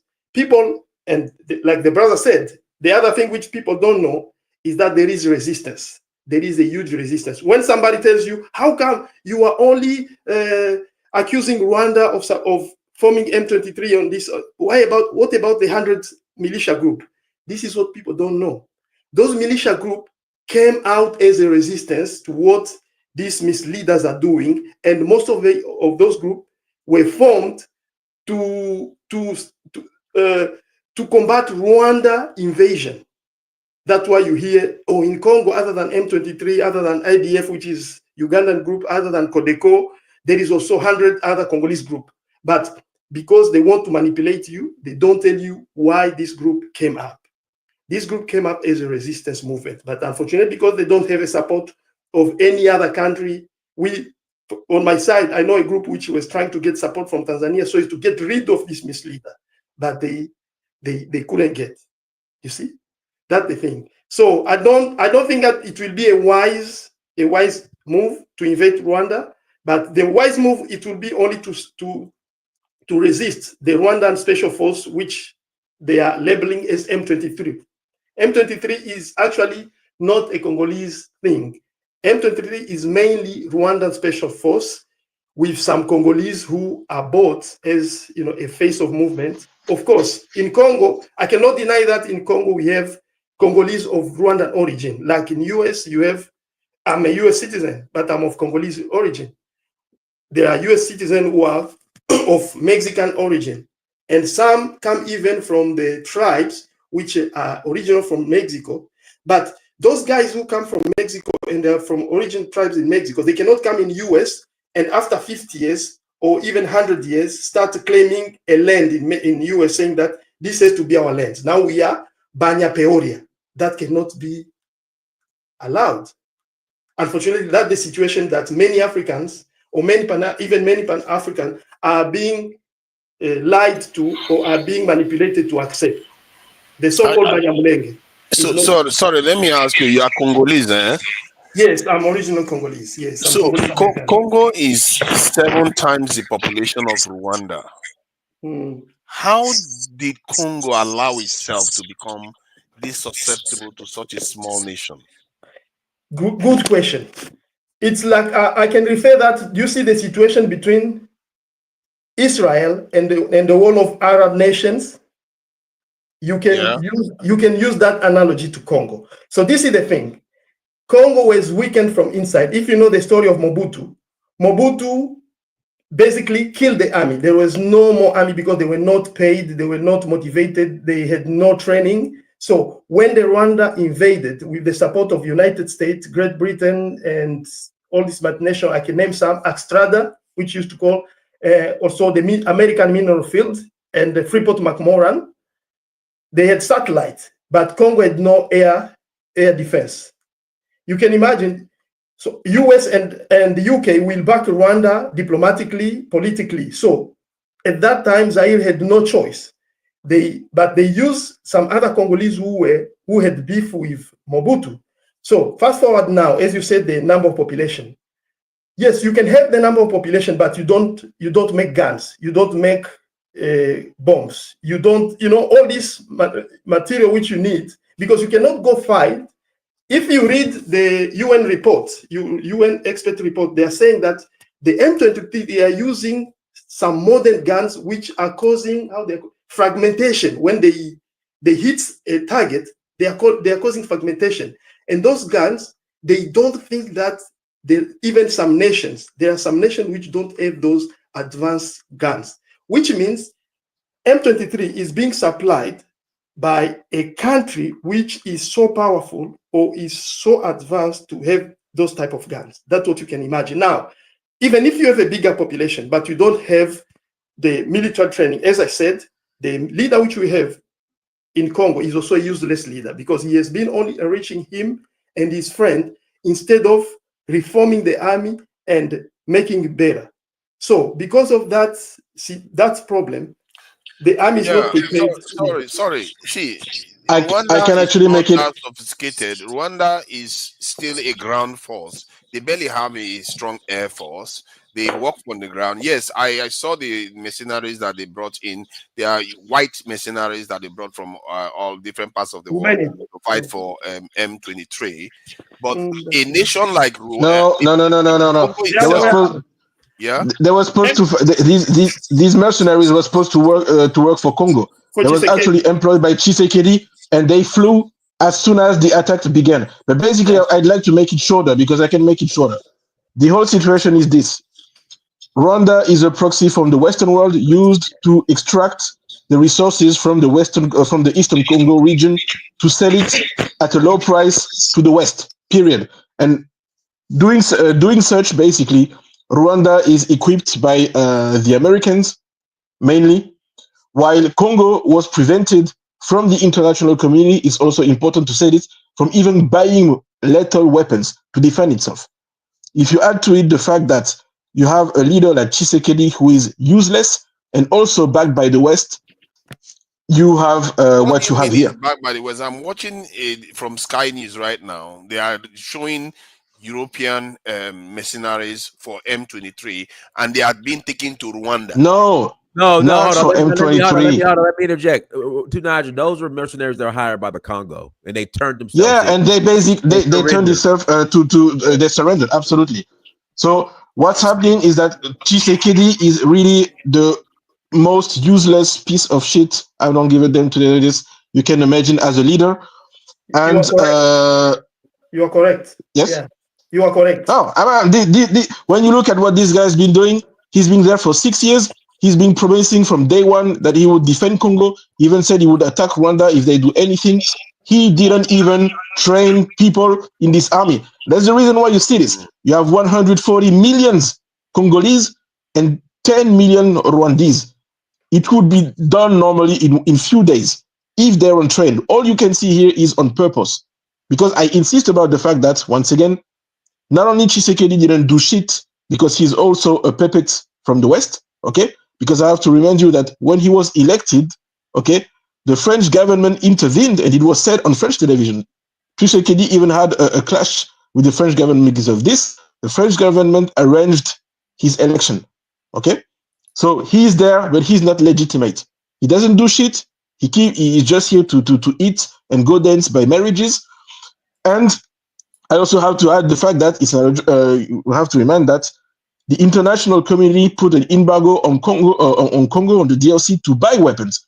So even though Tshisekedi was a patriot who would be willing to defend his country, he wouldn't be allowed to do it. Period. Because he doesn't even have the right to buy lethal weapon to defend himself. So in one hand, you have a huge country with a huge population, with a weak government that is resource rich and disorganized on purpose. And in the other hand, you have a small country, Rwanda, which is armed to the teeth with the best technologies and backed up by the West to basically go and steal the resources in the Eastern Congo. And as I said, everybody can check it out. The European Union signed a contract with Rwanda to extract these resources. Wilfred, the problem is, like in Nigeria now, many of our leaders are sellouts too. You don't have to have your neighbor break into your country to do that. So how is it that that country is become such a terrible story in Africa that they can't even control their borders? Like in the sense that your next door neighbor, a nation, becomes a problem inside your border, and you've not done any major stuff about it for long. I agree with you, your criticism of the leader of Congo, because clearly they are just as bad as all other African leaders that refuse to do anything about our defenses. And I don't know what you don't understand. It's on purpose. That's what I'm telling you. There is listen. Listen. Look at what Tshisekedi is doing. This guy doesn't do shit when his country gets attacked. Do you find it normal? All he did is delivering a speech few days after the attack took place. He didn't even intervene on television directly. Yeah. Do you really think I know that already? Isn't that what I was talking about? African leaders, that we are not, they are not, we are the least defended people. I've talked about this over and over again. On the planet, black people are the least defended by Let me any add of something. our leaders. What I think to Nigeria, the solution anyway is always the same. I know you don't agree with this, but if Congo doesn't, if the Congolese people, because when you look at what in the IS, it begins with the Malian people. I've been repeating it over and over and over again. Assimi Goïta didn't come to make this coup. Assimi Goïta did this coup because the Malian people were on the street, ready to go to the presidential palace and take care of the traitor sellout presidents named Ibeka. Okay? If the Congolese don't do the same, there will be no Congo very soon. Period. If they don't have a revolutionary coup like they used to be in the AS, I don't see how Congo is going to take on. Period. That's it. And this is the problem here also with Tshisekedi. Because Tshisekedi, as I told you, worked for the West. The situation in Congo is actually, because maybe I should have begun with this, right? It's a design situation. The West backed Tshisekedi a little bit and Kagame a lot, so that there's always a conflictual situation over the richest region in Congo. So that none of them actually benefit from this. Because Kagame actually, he's also a puppet. You have to understand what in which situation this guy is.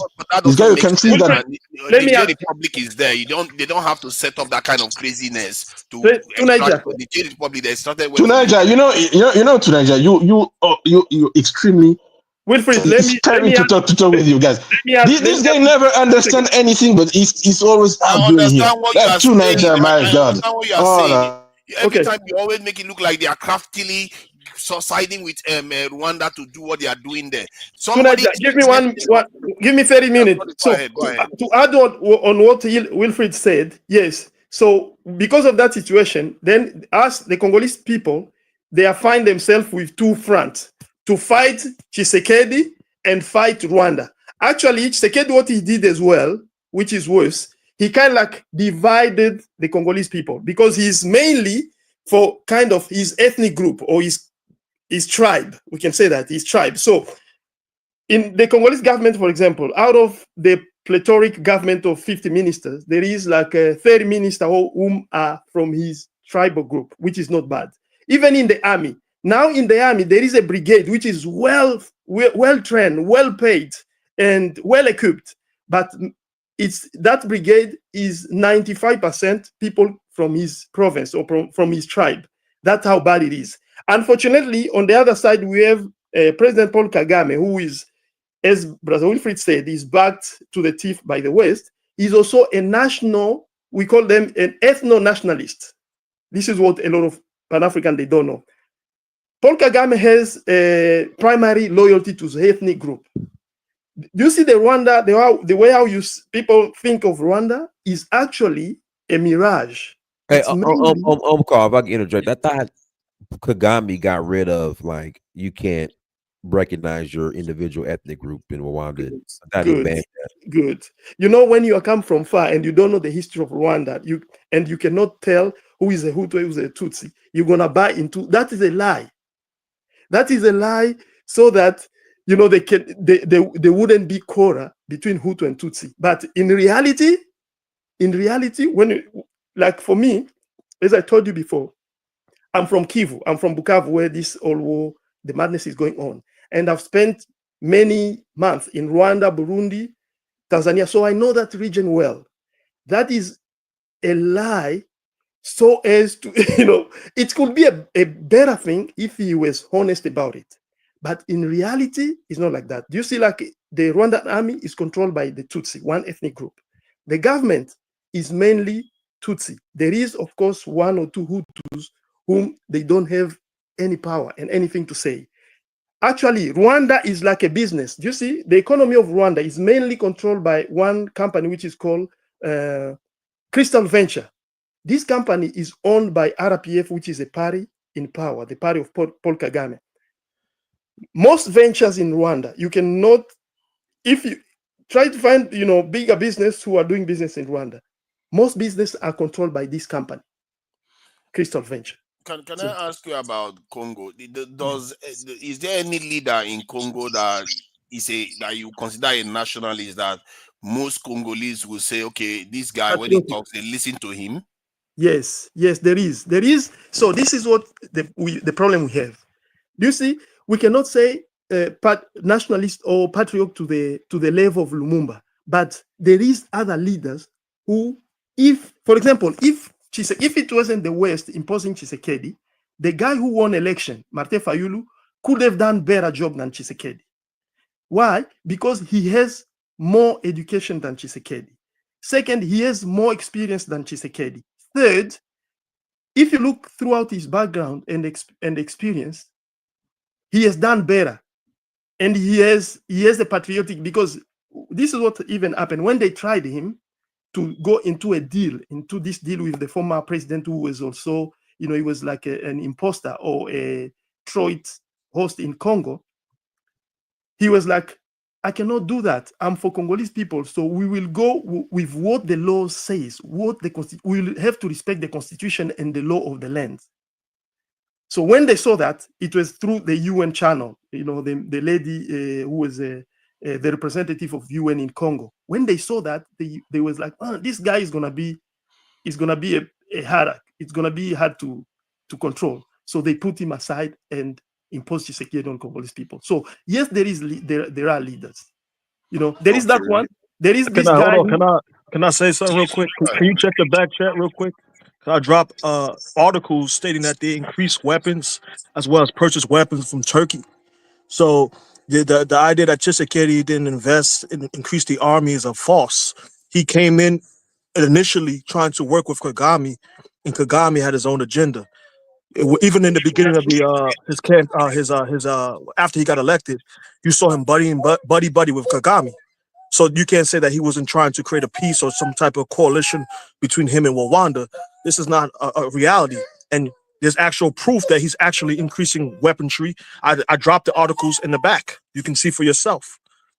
You know what I mean? So it's almost like Kagame has his own agenda, and you guys are trying to make it seem like Felix Tshisekedi is supposed to go himself and go fight these people himself. He increased the army. He has a no retreat policy. Right, so these things that you're talking about is not a truth. Yeah, but he's still managed by a massive country that is allowing a small country to completely run circles around it because the West is supporting Rwanda. Rwanda is not that sophisticated military. Even if they have more guns, they are not that sophisticated, so they shouldn't be able to stop a massive country. You can even have strategic relationships to stop this nonsense from happening. I don't understand. Sorry, Mia Congolese, you can go ahead. Yeah, yes, brother. What you said. Dynasty. Let me react to that. Let Uncle finish. I'll pass it back to you, Robert. Of course, Tshisekedi, when he came in, he tried to be buddy with Rwanda. Do you know why? That's what a lot of people don't understand. Because Rwanda, also President Kagame, played a role in Tshisekedi being a president. Remember, at that time, President Kagame was the president of African Union. And when it was time to announce the result, because they were like, no, these results are not true and fair. So Tshisekedi, through the Kabila regime, they had the deal between Tshisekedi, Kabila, and Kagame. And that, I can tell you some part of that deal. You can find some of the cooperation which they signed at the beginning. It was for Rwanda and Congo to go into joint venture of exploiting Congolese mines. Imagine, Congolese gold will be exploited by Congo and Rwanda is not contributing anything. Why? Because of that deal. Also, which at the beginning, yes, Tshisekedi went by to try to make peace with Kagame, but it was not a correct way because it was illegal. It was done out of the channel of the Congolese parliament and the constitution. It was done like to personal level. Okay, on the issue of Tshisekedi buying arms, that is not false. Yes, Tshisekedi increased some arms, but when you buy arms, but you don't, the military are not trained, they are not motivated to fight. Do you know how much a Congolese soldier get paid? $80. Do you know how much he was paying the mercenary? Up to from $8,000 to $10,000. But do you know how much the brigade which he forms, which they are part of his ethnic group, they're getting paid from $300. So that's the problem, because he divided the army from having two, like a brigade into the army, which is well equipped, well formed, well trained and well paid. But the other bigger part of the army is not well equipped, is not well trained, and they are not being taken care of. That's how we divide the army. When it comes But to my also add an element that Goma is very, very far away from Kinshasa. Yeah. So there's the element of there's a different people. There's many tribes in the Congo. No, it's not. That is not the issue. And That's not an element? I've heard many analysts trying to say this. As a Congolese, I'll tell you. Do you see? If you ask any Congolese like me, who I'm from East, and the Congolese from West, and the Congolese from South, and wherever, would you like to be in a separate countries? We will tell you never and ever. And that's why, you see, if it couldn't be that. And this thing, we can partly we thank this spirit of being united somehow thanks to Mobutu. Because if it couldn't be that spirit, in the first war of 1996 and 1998, Congo could have been in different countries already. And actually, that the aim or that the objective of all this war is to divide Congo into small countries, which will be easy to control and exploit. But the Congolese people, they've resisted that thing. They've resisted that idea of being separated. No, it's not. That's not the issue. The issue is mainly the way our Western are involved and the leadership of Kinshasa. Thank you. But can I ask you another question real quick? Yes, go ahead. My last question. Kabila been there for 20 years. Do you feel that Tshisekedi have done more work to create awareness about what's going on in the Eastern Congo than Kabila has? And do you think that Tshisekedi increased the army better than Kabila has? Because Kabila been there for 20 years. So what is your opinion on that? So my opinion is this. Tshisekedi could have been done better than Kabila. Because why? First, Kabila didn't grow up in Congo. Second, we still, as Congolese, I'm from the East. I was supposed to be more, if you could take like ethnically or language-wise, I could have been more affiliated or sympathetic to Joseph Kabila, but we still doubt his Congoleseness or his affiliation to Congo because of the action which he took. I'll give you an example. During Kabila, there was no necessity of adding a lot of Rwandan element or a lot of, you see, the Congolese army is very infiltrated by Rwandan elements, Rwandan and Ugandan. This is what most people do forget. It's not only Rwanda, it's Rwanda and Uganda, and to some extent, even some other parts of Africa. I will touch that later because why? Our folks, our neighbors to the east, especially Ugandan and Rwandan, as I said, they come from ethnic Tutsi, or you can call a subgroup of Nilotics. And these guys, they have a primary allegiance to their ethnic group. Actually, their plan is to cut a part of Congo, especially the eastern part, and they've been dreaming of making an empire. It's called Hima, Chwezi, or Tutsi Empire.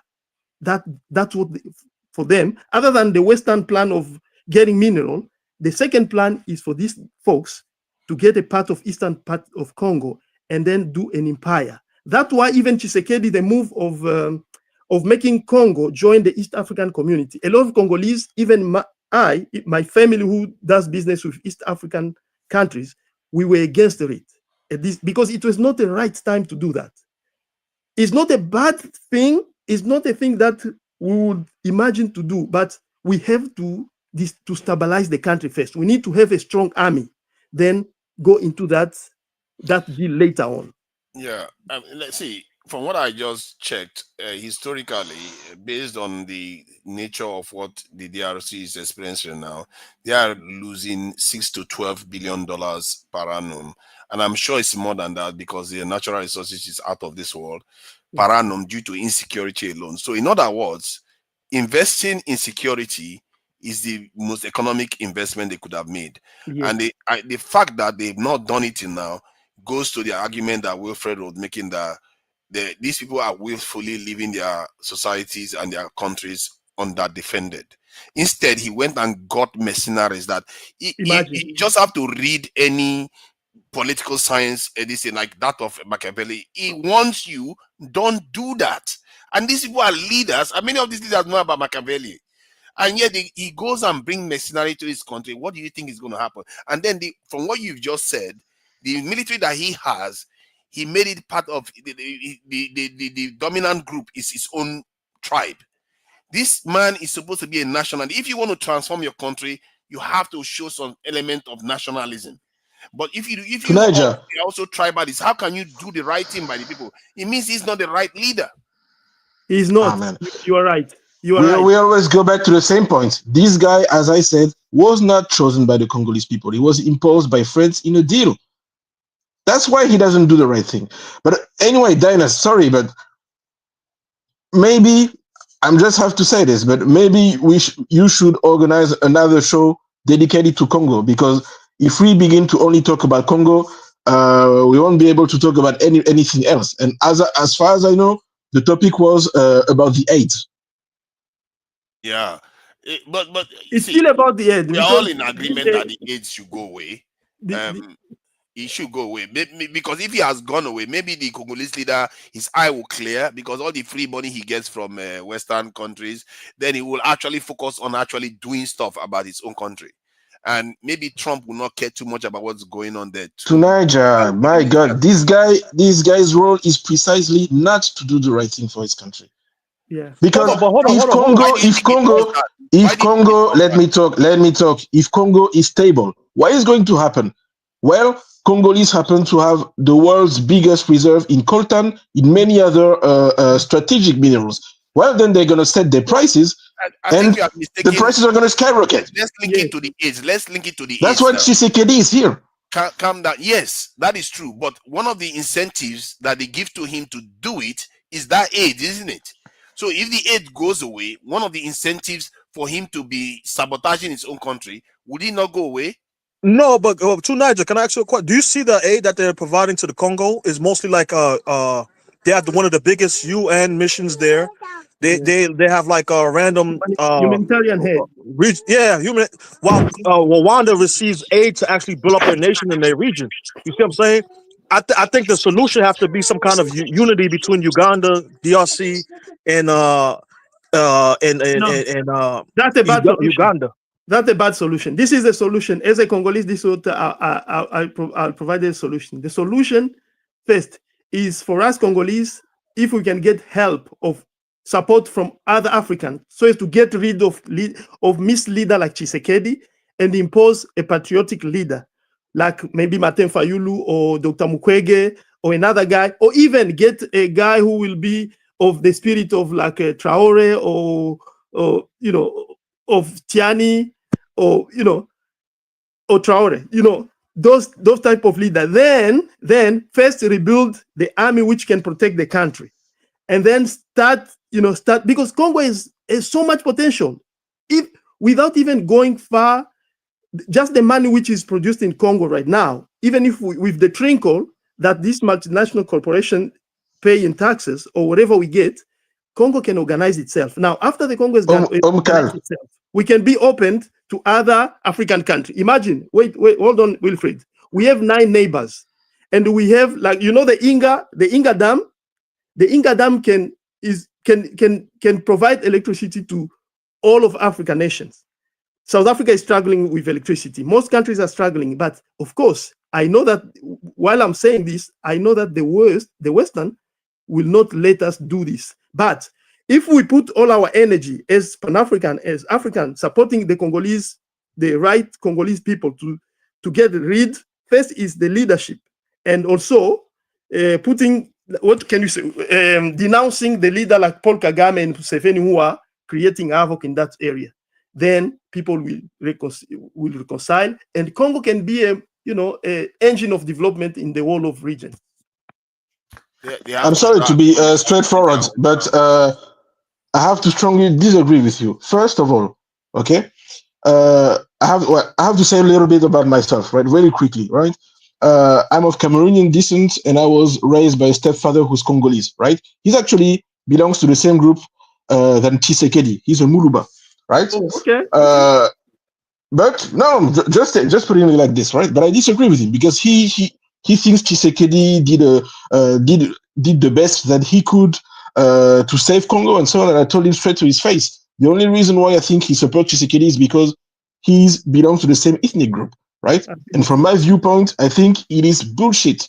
Secondly, I'm sorry to have to say this, but you are as naive as a Congolese can be. I'm sorry to be straightforward, but listen to me, right? It's okay. The truth is First, true. no, because you guys do not realize something. Nobody can help you from outside.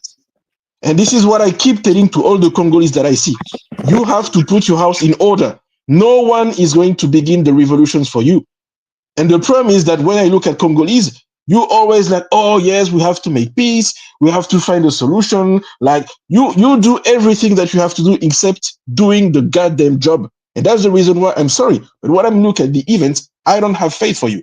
You're going to get destroyed by Kagame with his tiny army because you don't want to do the job. Someone has to take the people first, has to organize on itself and take back the power like they did in Mali. The whole West African revolution began in Mali with the Malian people organizing and heading to the presidential palace to depose the traitor Ibrahim Boubacar Keïta. This is how it began.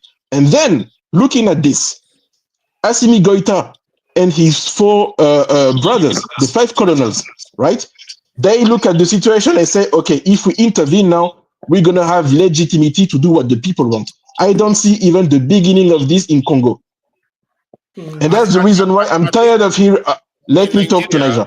I'm tired of listening to Congolese say, yeah, people from the IS have to come. IS is thousands of kilometers away from Congo, and they have enough to deal with the exact same Western bloc financing terrorism to get them down and take their resources. That's the same game. If you Congolese don't do what you have to do, nobody is going to save you. I'm sorry. Saying. See, in Nigeria now, what they started doing is they want to start manufacturing their own weapons. And I think that Congo needs to start heading in that direction. If you are worried about Rwanda, then you have to start making your own weapons because you don't get to rely on foreigners giving you weapons. Nigerian defense minister came out recently and said when they want to buy weapons to fight terrorists, they refuse to sell it to them. That they don't understand why that is the case. That because of that, Nigeria now has opted to start manufacturing its own weapons. And I think DRC needs to do the same. They have the resources, they have the manpower, and they have a lot of diaspora that they can invite back to do the job. It's just that the leaders themselves, one, they are compromised. Secondly, they are also tribalists, the ones that are in office right now. Because you have to have a nationalist, somebody that believes in the country, that the people see that this man cares for us. He doesn't look at tribe first. You see what I mean? You don't have people like that. You can't. No, but what more do you want him to do? Do you want him to physically go down and fight himself? I don't understand what you. He increased the army. He provided weapons. Yeah, but he's not manufacturing. He's not manufacturing. He doesn't have enough. Manufacturing. Oh my! All right. Go ahead. He needs to manufacture his own guns, and he doesn't have enough of those men out there, well trained. What is the size of the M23? They are not that large, and Rwanda has got 100 and something thousand soldiers. So what are they doing with them? Yes. Let me add. Let me. If I can answer, brother Prince and Lord, Prince Lord. I mean, you are saying that Tshisekedi increased the army. He did this. Of course, but to which extent and for which purpose? It's not for purpose of protecting Congo. It was for purpose of protecting his power. That's the problem. You can protect your power by protecting the country. I'll give you an example. As I've said here, Congo has about the army of size maybe between 80,000 to 100,000, and in this body of army, probably 20 to 30,000, they are of Rwandan origin. Those whom, some people will call Banyamulenge, but actually it's not only these so-called Rwandan who were born in Congo, Rwandan of Congolese origin. There is actual Rwandan military in Congo. Now, a great leader, what he will do after building an army to the size where he can be protected first, then you will start with enemy trying to find who are the traitor or who are the double agent in this army and put them aside. Then reform the army, because the army which he found there, but left by Joseph Kabila, as somebody asked me here, it was an infiltrated army. It was not the army built to the size of Congo, built to help Congo. And this is even highlighted in a book called in the glory of the monsters. In the glory of monsters, this researcher, actually, there is even a Congolese who wrote a book, Congolese Army. Is it an unreformable, military? And he explained the problem which is in the Congolese army. Those soldiers, most of Congolese soldiers are not motivated. How can you go fight the war? You know that, yes, it's your country, but you are not well paid. If you die, you are worried, how will my wife survive? How will my children survive? Because they're not going to survive on $80. And probably when you die, they're not going to get that $80 anymore. So you cannot say, if a leader like that, you cannot say you cannot say that leader built an army. He didn't build an army. He did nothing. Because even this military, I'm telling you, I have family members who are in the military.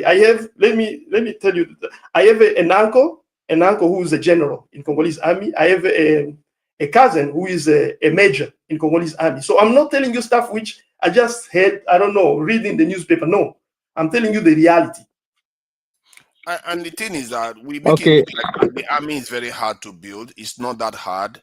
Many nations in Europe, even when they were beaten down by the Second World War, after that war, when there was supposed to be peace, they are still more securitized than all African countries. If you look at black African countries, not all African countries, 4 North African countries have as much soldiers as the rest 40-something black African countries. That is how useless our leaders have made our nations.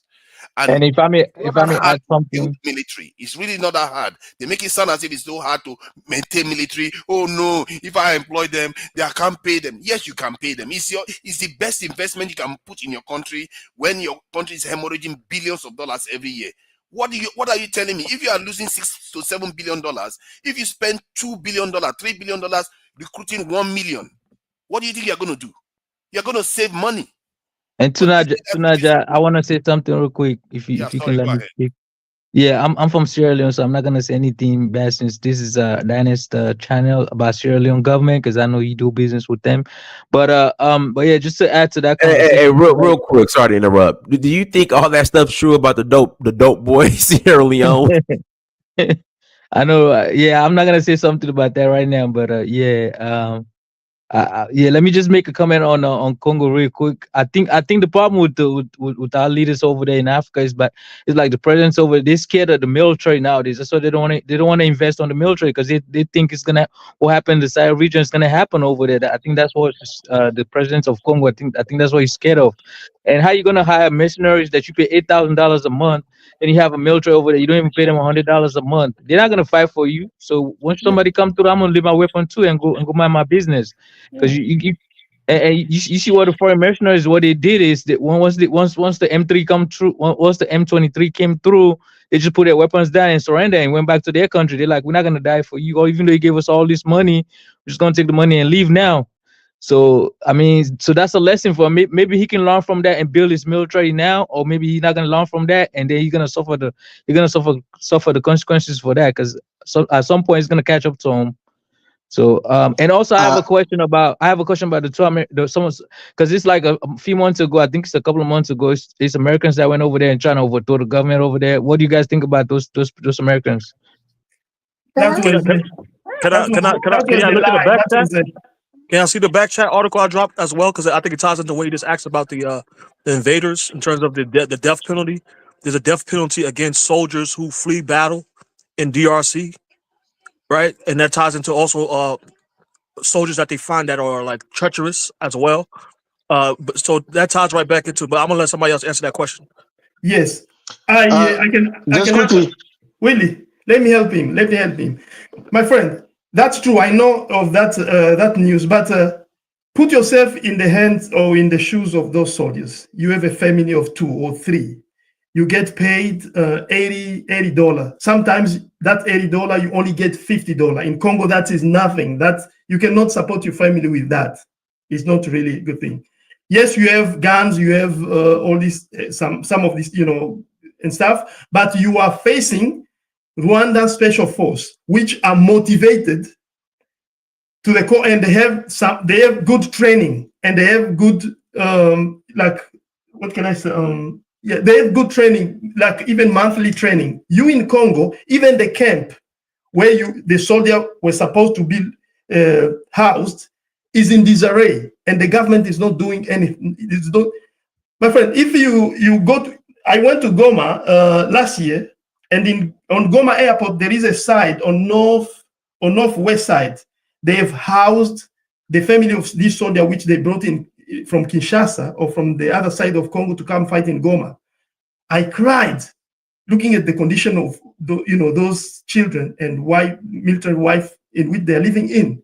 So a soldier who knows that his family is living that type of condition, of course he's going to resist a little bit, he's going to fight, but at the end of the time, after all, he's going to run away.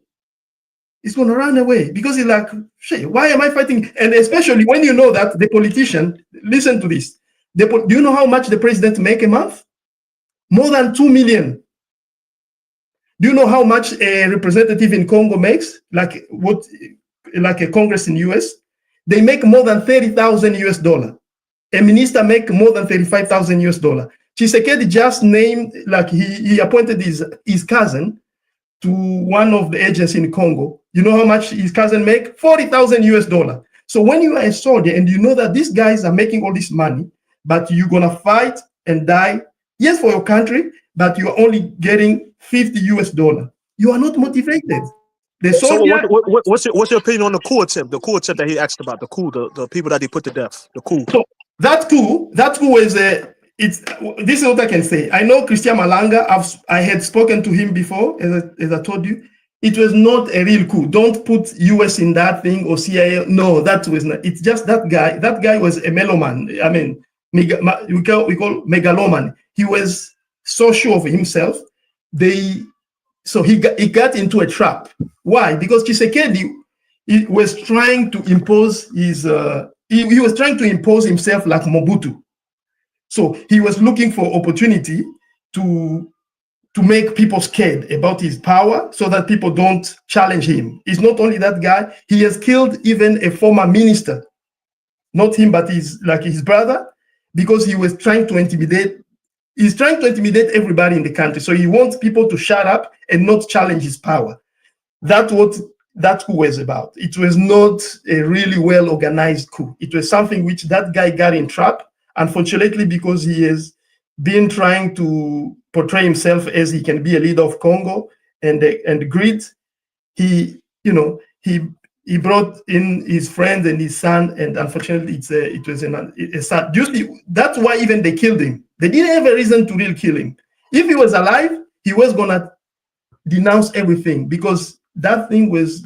It was a sham. It's not a real. I gather that the ROC gets almost $1 billion every year in foreign aid, and I hope that most of them are not coming from America because it's not going to affect his attitude towards his country.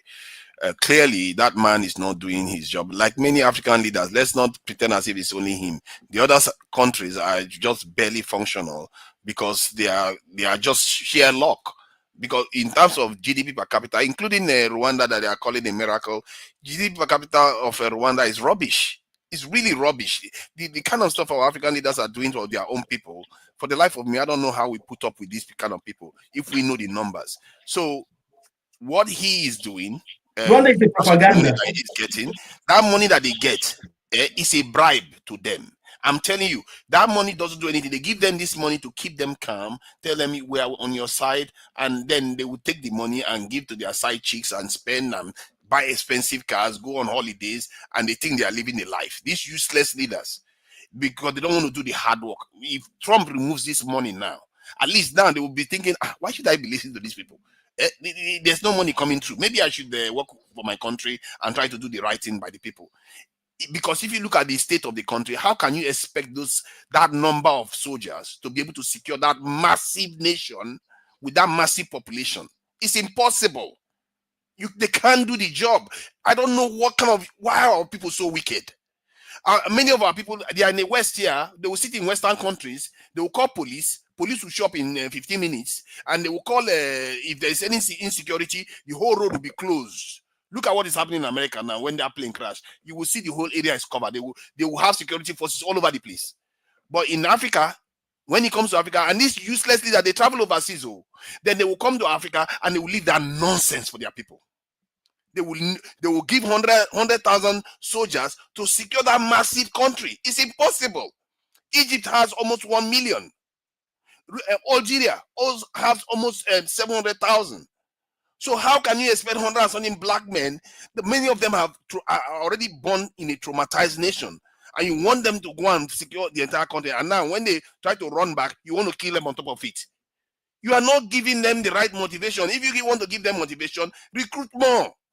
They will know that they are being reinforced, and then you can circle them, and you can give them better what they call it, support in case somebody there is a bereavement. Then you support the family. If they see that the families are supported, they are willing to take the risk for the nation, and they are willing to die and shed their blood. And you watch that nation stabilize.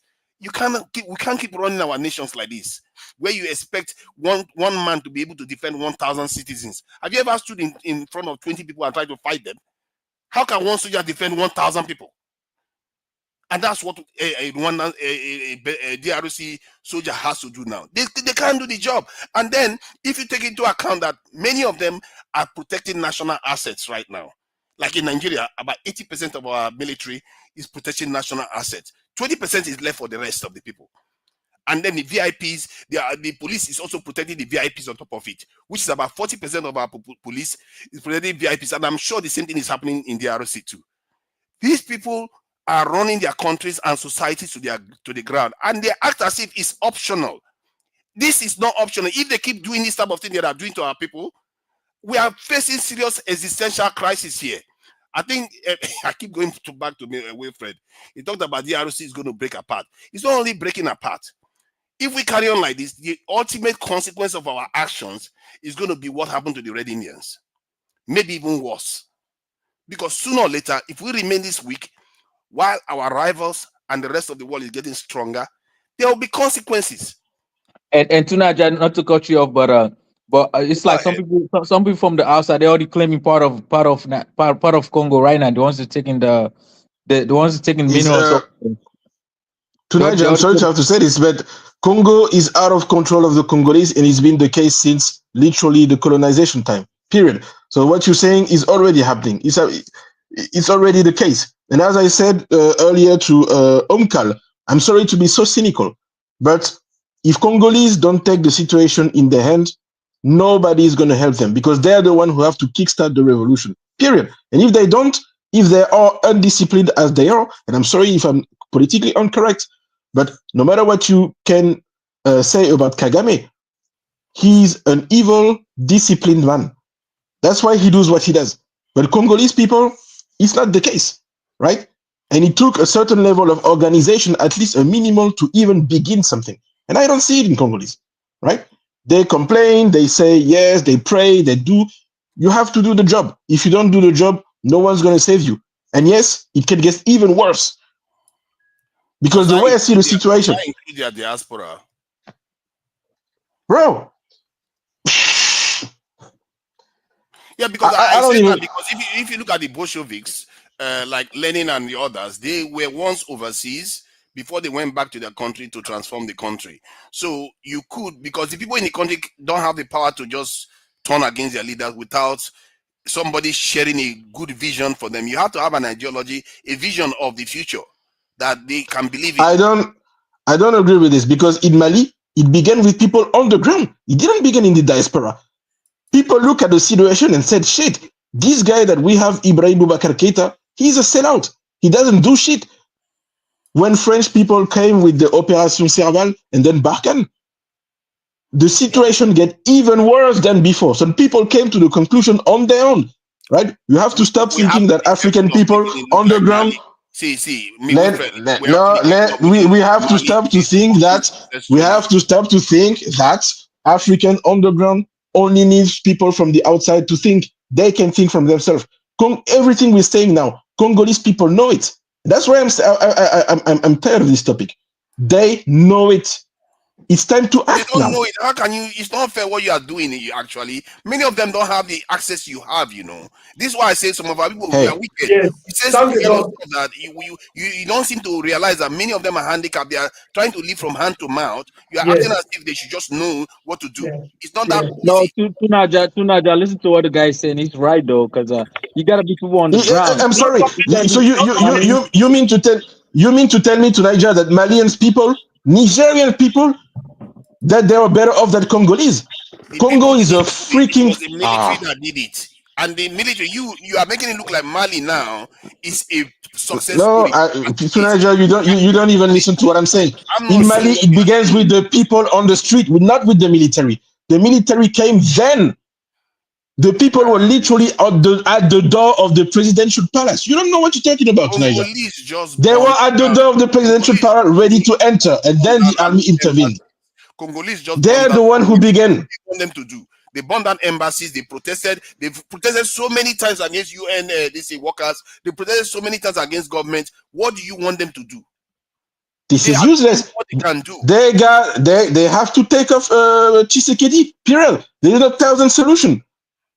There is no thousand solution. Either you get rid of Tshisekedi or you let him talk like he did a few hours ago, say that he's going to strike back. Oh well, keep talking. In a few months from now, Kagame is going to be in Kinshasa, and all the Congolese are going to do is to pray and cry. Sorry. Hey, you know what? Either you do the job or you don't. And let me interject. Wilfred has been somewhat, I would say, he's been spot on in regards to his predictions in Africa. So Wilfred, you're saying thank you. So Wilfred, you're saying in a couple. Hold on, Wilfred. Wilfred. You're saying in a couple months that they're gonna march right into Kinshasa. You know, there is something that everybody forgot about talking, right? I think that it's not a random that Rwanda go full force on attack on the Eastern Congo now, because a few months ago, Tshisekedi denounced, and even if I'm not mistaken, he sued the American government for, especially Apple, not the American government, either the American government or Apple, correct me if I'm wrong, for basically buying minerals from Eastern Congo that Rwanda illegally take from the region. And all of a sudden, now Goma gets attacked. Kivu, Northern and Southern Kivu gets attacked. To me, it's basically a slap in the face of the servant that doesn't listen to the master. That's how I look at the situation. They're showing Tshisekedi, okay, you want to sue us for what we're doing? Now we're going to show you your place. And there is a world where Tshisekedi could also literally be taken off by the Rwandese army, because Congo is naked. He was stupid to be and please don't get me wrong. Don't get me wrong. I absolutely do not enjoy seeing this. However, I'm saying what you're spot on. I'm describing what I'm seeing. Yes. Let me just add one last thing, because I'm tired of this topic. Okay, we have a situation where since 30 years, around 20 million people were killed.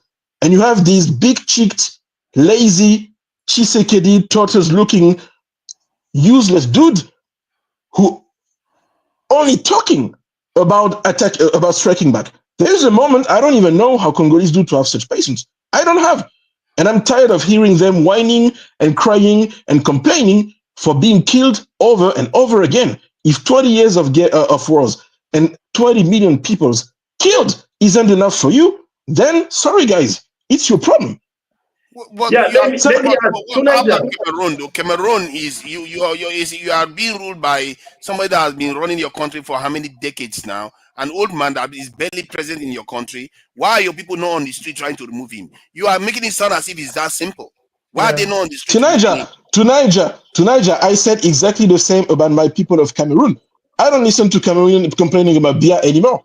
That's the same problem. However, there is a huge difference between Cameroon and the DRC. There are not 20 million people killed in Cameroon. Come on now. What are we talking about? Going on in Cameroon too. Yeah. My God. Let let me just add this layer. You know, for Congo to be in the state where it is, this is what a lot of people don't know. If you read in this book, the American deployment like in Congo, I mean, about the Congo, in this Holocaust in Congo, you're gonna know that before attacking Congo, here in US, they took, there is a cabinet, there is like a specialist they've been working so as to portray the image of Congo and of Congolese in a bad way. And you know this so-called Église de Réveil, like a revival church, this Protestant church, which, you know, they've been expanded throughout Africa, where a pastor with 10 people can open a church, a pastor with 20 people can open the church. That's actually, it has been found that it's a work of, you know, service, intelligence service, so as to brainwash people instead of them, you know, keeping their leaders accountable. They awaken them of going to church like every day, in the morning, in the afternoon, and in the evening. And then they teach them that, oh, you don't have to fight the leader. The power comes from heaven, from God. You know, God will do it. So there is a lot of manipulation. It's social engineering. Yeah, social engineering, like in Cameroon. And you also can also add to it the number of I think it's the English word is brewery that they are in this country. Yes. My God, breweries and bars. And this is on purpose. And musicians are into these things. You can see Congolese musicians all over, you know, going all over the world, playing music and saying nothing about what is going on in the Congo. So it's a type of social engineering, but it doesn't mean that people are not resisting. When you hear people say that in Congo, other than the Rwandan Defense Force and Rwandan sponsored group, that there is other 100 militias.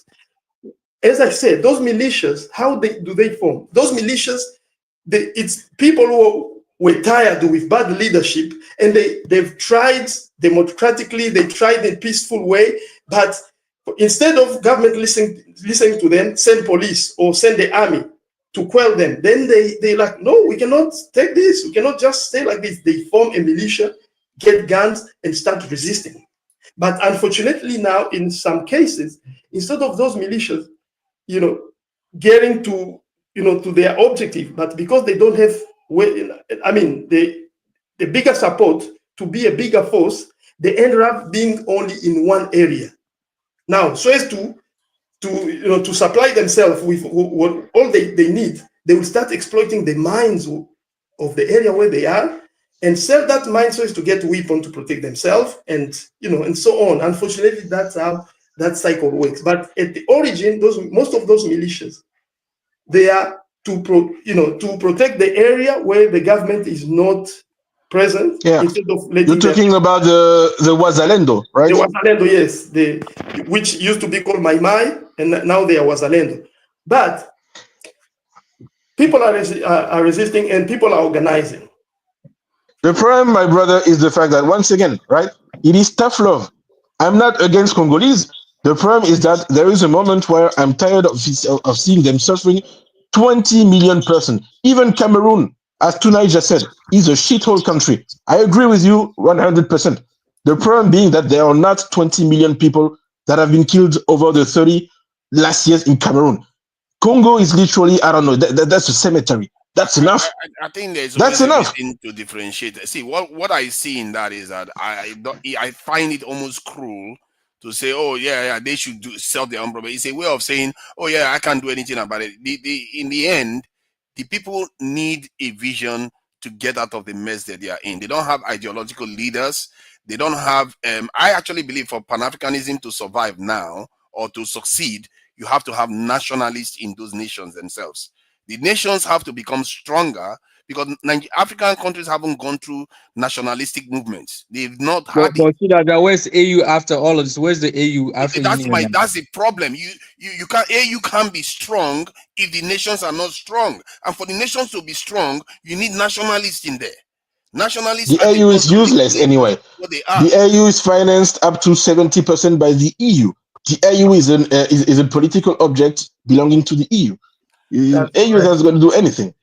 And as for the nationalists, people are going to have to look at what's going on in the AS. Congolese know now that if you have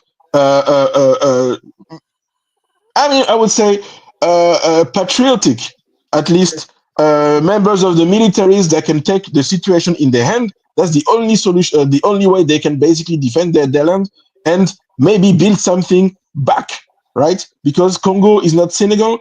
They can't have elections or fake elections and do as if someone elected is gonna do the job. There is a moment where you gotta apply the solution. Can I push back a little bit? Because Congo is targeted by global interest and people who's trying to exploit it for cheap resources, you need to have a regional response. You need to have an AU response. You need to have an EAC response. As I said, you can't count on the AU because the African Union is financed. 70% of the budget of the AU comes from the EU. So the AU is basically an object from the West. So it's useless to expect anything from the AU. The African Union by nationalists in that country, people that because the nationalists, what they do is they unite the people, and nationalists, what they do is they kind of manifest the power of a nation. Because when you harness all the people, then you can be able to repel anything. That's what transformed many European countries to become what they became today, and including that of Russia, China, all of them. You have to have people that are not tribal oriented, that are not religious supremacists, people that want to bring the nation and also have a vision for what comes after. It's almost like religion. You know how people are willing to die for religion in many African countries? But and politicians forget that you have to paint a picture that the people want, that they say, oh, you know what, this is how our future is going to look like. Our children are going to go to nice schools. We are going to have good jobs. We are going to have peace. To Niger, I don't disagree on the principle. The problem is how you get to this point. And that's why I think we disagree. Yeah, you can't wait. Now, it's people like you that are supposed to be doing it instead of saying, oh, let them sort it out by themselves. The people you are asking to Like sort it me? out, it's almost cruel to ask them to do that. They don't have the capacity. Even if they react, they don't know the outcome. No, I don't believe you. I don't believe you. There are people there who have the capacity. I think both of you guys are right on that. Tunaja got some point on there, because you can't just let people on there. They gotta have some ideas. You can't just go on there on the office. You don't have any idea how to run a country. Like those guys in the AES, they gave their people hope. They rallied their people around Wait them. a minute. They gave them a Guys, reason to fight. sir, hey guys, I have a counter argument to this. Do you think Assimi Goïta was predestined to do it? Assimi Goïta was a member of the Malian Special Forces. He was not predestined to become a politician at all. And this is the reason why there were two coups in Mali. The first time Assimi Goïta came, put order and give them the power back to the politicians. And then he had to come back because they were way too corrupt. He wasn't meant for that. And I don't even talk about Ibrahim Traoré. I think you speak too soon. If somebody speaks soup, just because the initial ingredients they put in there is smelling good, doesn't mean it's a finished soup. You don't know whether they are going to put sand in it later on. So you have to be careful about calling these military leaders actually great leaders, because we've had them before.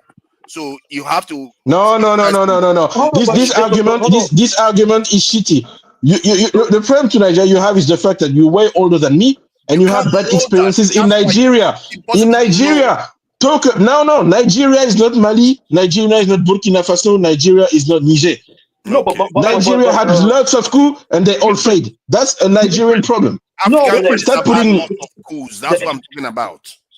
Yeah, the AES is not as targeted as the Congo. The Congo have all these resources, so their response can't be the same as the Congo. The Congo has to utilize regional force. That's why I think they use the diplomatic approach. And with Trump cutting all these additional funding globally, that also affects the EU. That will somehow trickle down to the AU having more power and more desire to fund their own self. You don't think so? So. Yeah, the difference with Congo and Mali and others is that Congo has been targeted. If you read, for example, Susan White, Spies in Congo, or if you read Lumumba Plot, and then you add to this Holocaust in Congo, you'll understand that Congo has been targeted for a longer period of time, and social engineering has been done, for a longer period. But it doesn't mean that people cannot come together and do something. The only problem is that there is always interference when people, want to impose a leader.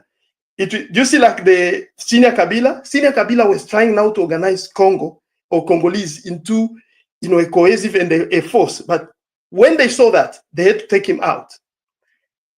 The example which I gave the problem we have here in this panel is the fact that we all agree about what should be done. The problem is we don't disagree about how it should be done. Yes, what you say is right. The problem is that my solution, what I think, is that someone should take the power by force. Period. That's one of the options. That's one of the options which is on the table. The problem with that is you don't know the outcome.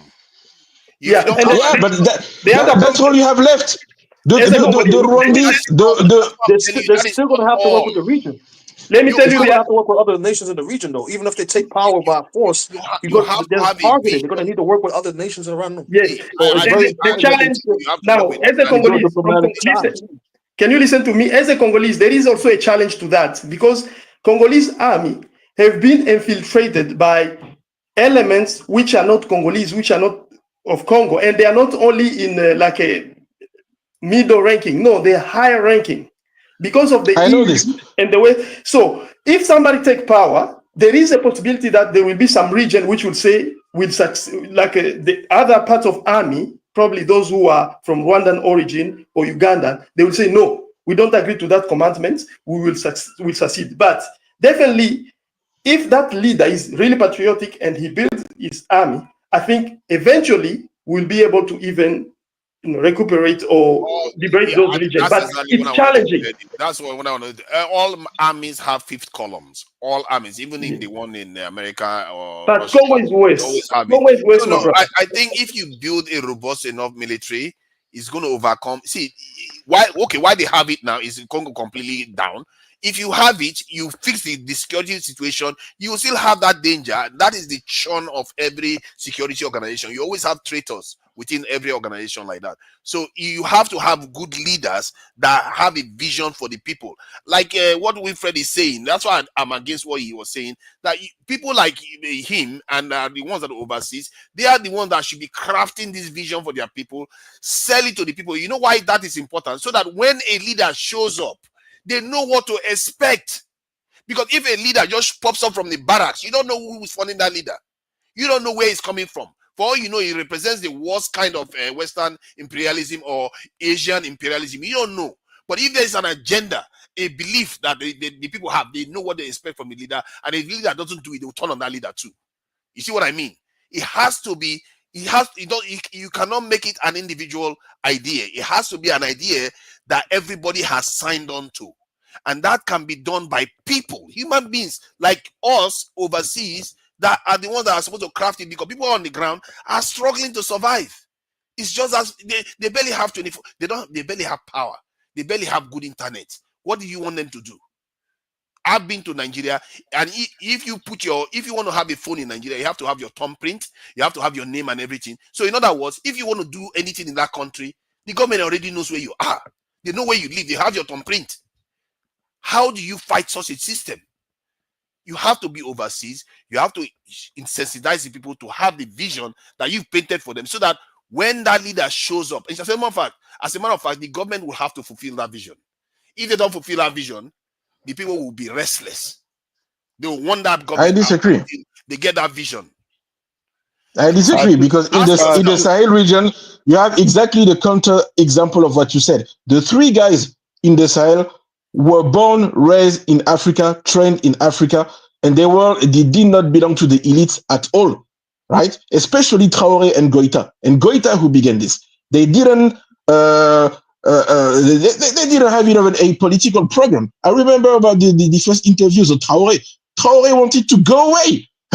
The people of Burkina Faso forced Traoré to stay. This guy had no program. But as you can see, learning by doing. This guy is now doing the job. He's going in the right direction. Oh, maybe he won't be successful, but at least they're trained. So you can always expect people from the diaspora to build the program and to serve it to the people on the ground. In Mali, Burkina, and Niger, it began from the people on the ground. Stop underrate people there. I hear what you are saying. My concern is that you cannot see what these three countries experience is a kind of fluke, something that doesn't happen often. And what you are saying, we don't even know the end result yet. And we are just acting as if it's completely succeeded and these countries are like Singapore right now. That is not what they are. This is how people were talking about this in Rwanda and Kagame and all the rest. And I looked at the charts and I looked at the data. I was like, no, not much has changed. Strategically, not much has changed. And if you see a leader that wants to do something, believe you me, you will know it. Look, North Korea, after their country was completely destroyed, 80% of structures destroyed. In other words, in some towns, nothing was remaining. Within 3 years, that country, the people in that country built an underground. They can't compare that country to Congo, man. It's different elements of. Forget your brainwashing. Can't compare the two, man. What I'm saying, forget your brainwashing. These same people that their country was completely destroyed, built an underground train line in their capital, 100 meters underground. They accomplished it within 3 years. It's possible, yeah. That should tell you what, when people mean business, they get things done. Our leaders have not started, and our people have not woken up. And hence, when you are talking about these Sahel leaders, I'm watching them with a side and I'm thinking, what I need to see there, I'm not seeing it there. Leaders when they mean business. I'm telling you, they can do more. To Niger, sorry, but Dynasty is my witness, right?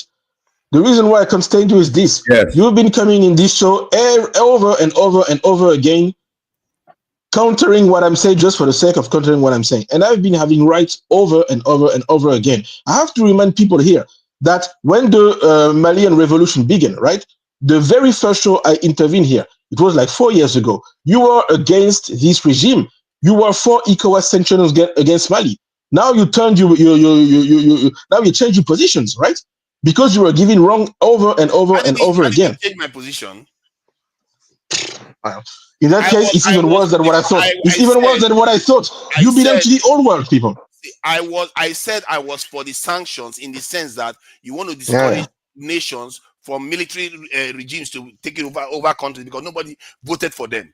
But if those people are doing the right things for their nation, then good luck to them. Let them succeed.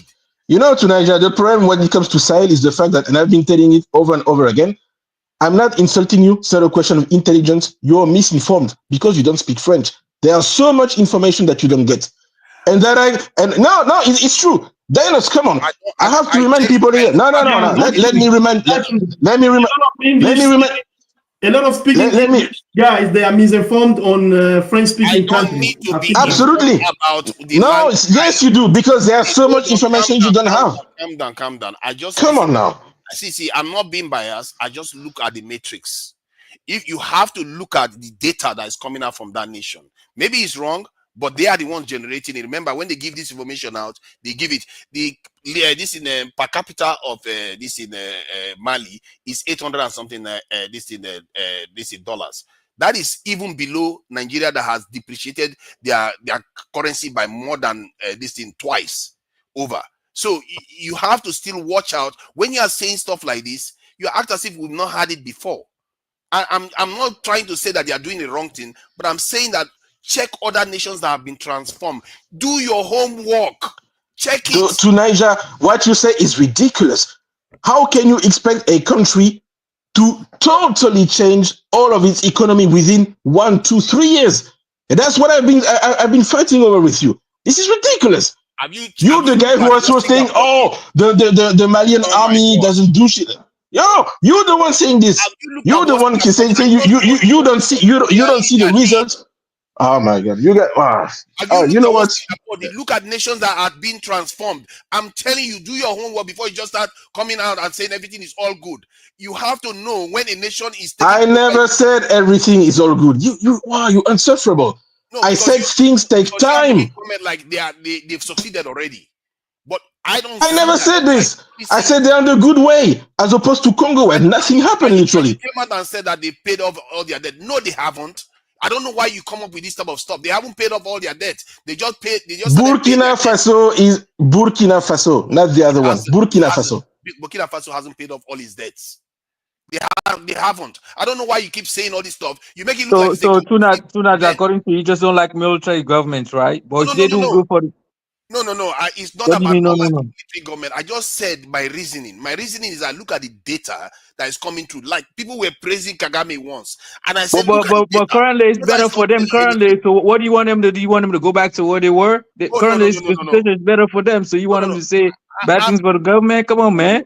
No, I'm not saying that. I'm not saying that at all. I'm just saying that. What's your solution then? What's your solution then? What do you want them to do to Naija? Already, I gave you my solution. My solution is that one, you secure your country, law and order, and technological revolution. There are just 3 steps you need to do to transform your nation. What the Sahel is doing there right now. They're doing that right now over there. That's what China did. That's what North Korea did. Singapore, all the major nations that have emerged, that's exactly what they did. These steps: security, law and order, technological revolution. If you do that, your nation is going to come out. And when I look at this is Sahel right now, but I'm concerned about the pace. I'm concerned about the pace. I'm not seeing the pace. Before you know it, they will be there for 5 years, and you get one coup, and the whole thing falls apart again. I don't want to see that. I want them to. You got to give them credit. They form a regional bloc. You see what I'm saying? So they can withstand like sanctions and all this kind of stuff, right? And then that's why my personal opinion is that the Congo need to do the same. Like you have to have some kind of regional alliance amongst themselves, whether they do a military coup or whatever. They need a regional alliance to have a solution going forward, because the world is used to having cheap goods, and they're going to target them. Whether it's Kabila, whether it's Tshisekedi, Felix. They put mood like anybody that comes that they feel is in their way or trying to attempt to change the pricing, they're going to attack. So them simply just overthrowing Felix Tshisekedi is not going to change the reality of the Congo, because the Congo is a targeted nation. And the same thing happened with Niger.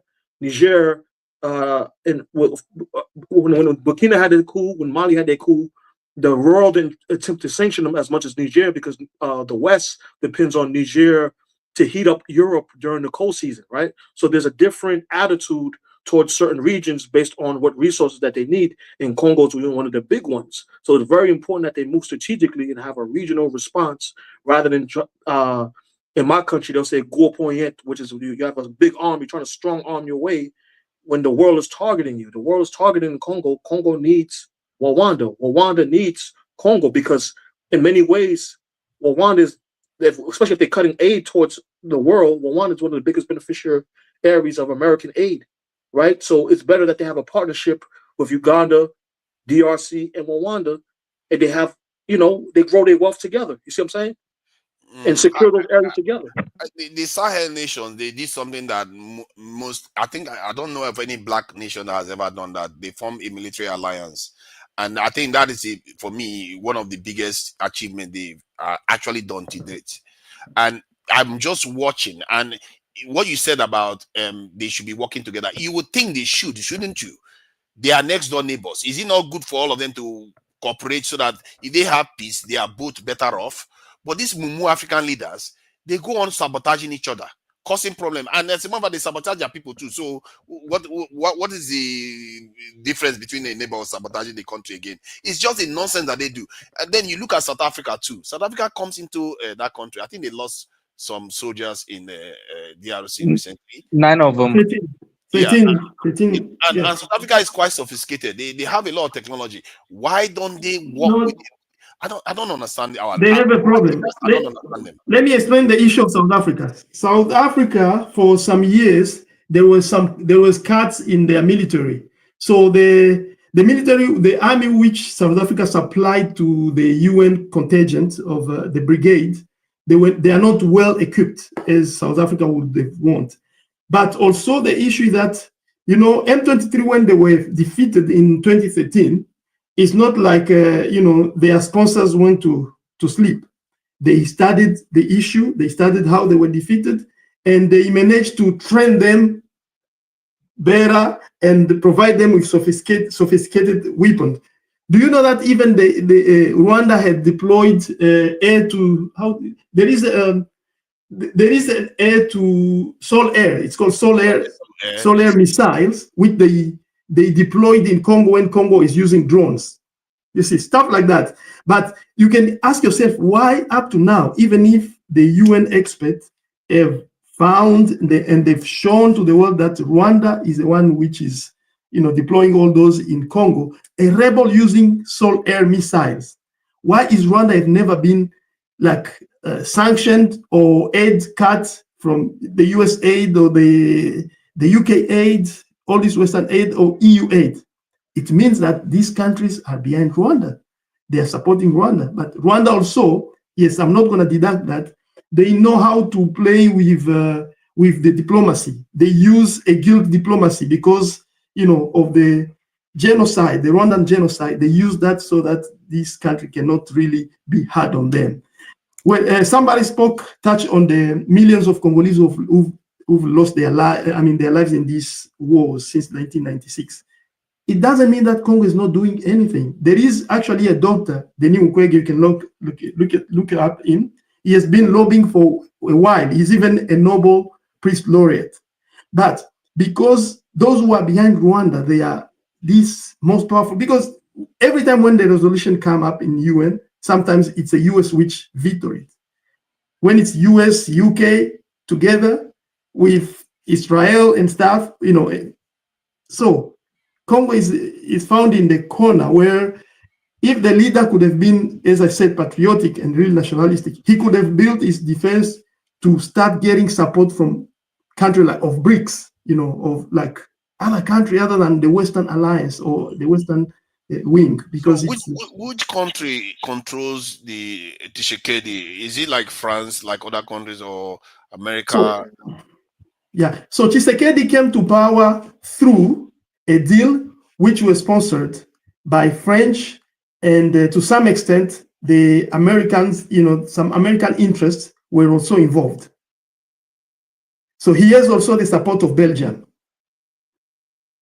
It's not the same support as the one which they provide Rwanda. So like what Brother Wilfred said, it's like the same guys who are supporting Rwanda to invade Congo, they are the same guy who are to some extent supporting Tshisekedi to suppress Congolese. Do you see the game? We should have a rule. No African leader should go to Turkey for anything. The moment you go to Turkey, look at what happened to Syria. They use their people to take over Syria, and now look at what is happening to DRC. DRC go and buy weapons from them, and before you know it, Rwandans are inside his country. How about China? Does China play any role in your country? China, Russia, do they play any role at all? Not really. So China, they have this policy of no engagement in internal affairs of some countries. But again, as we said, we have a leader who was not prepared. He's not prepared to be a president. That guy, Tshisekedi, is a piece of whatever. Like are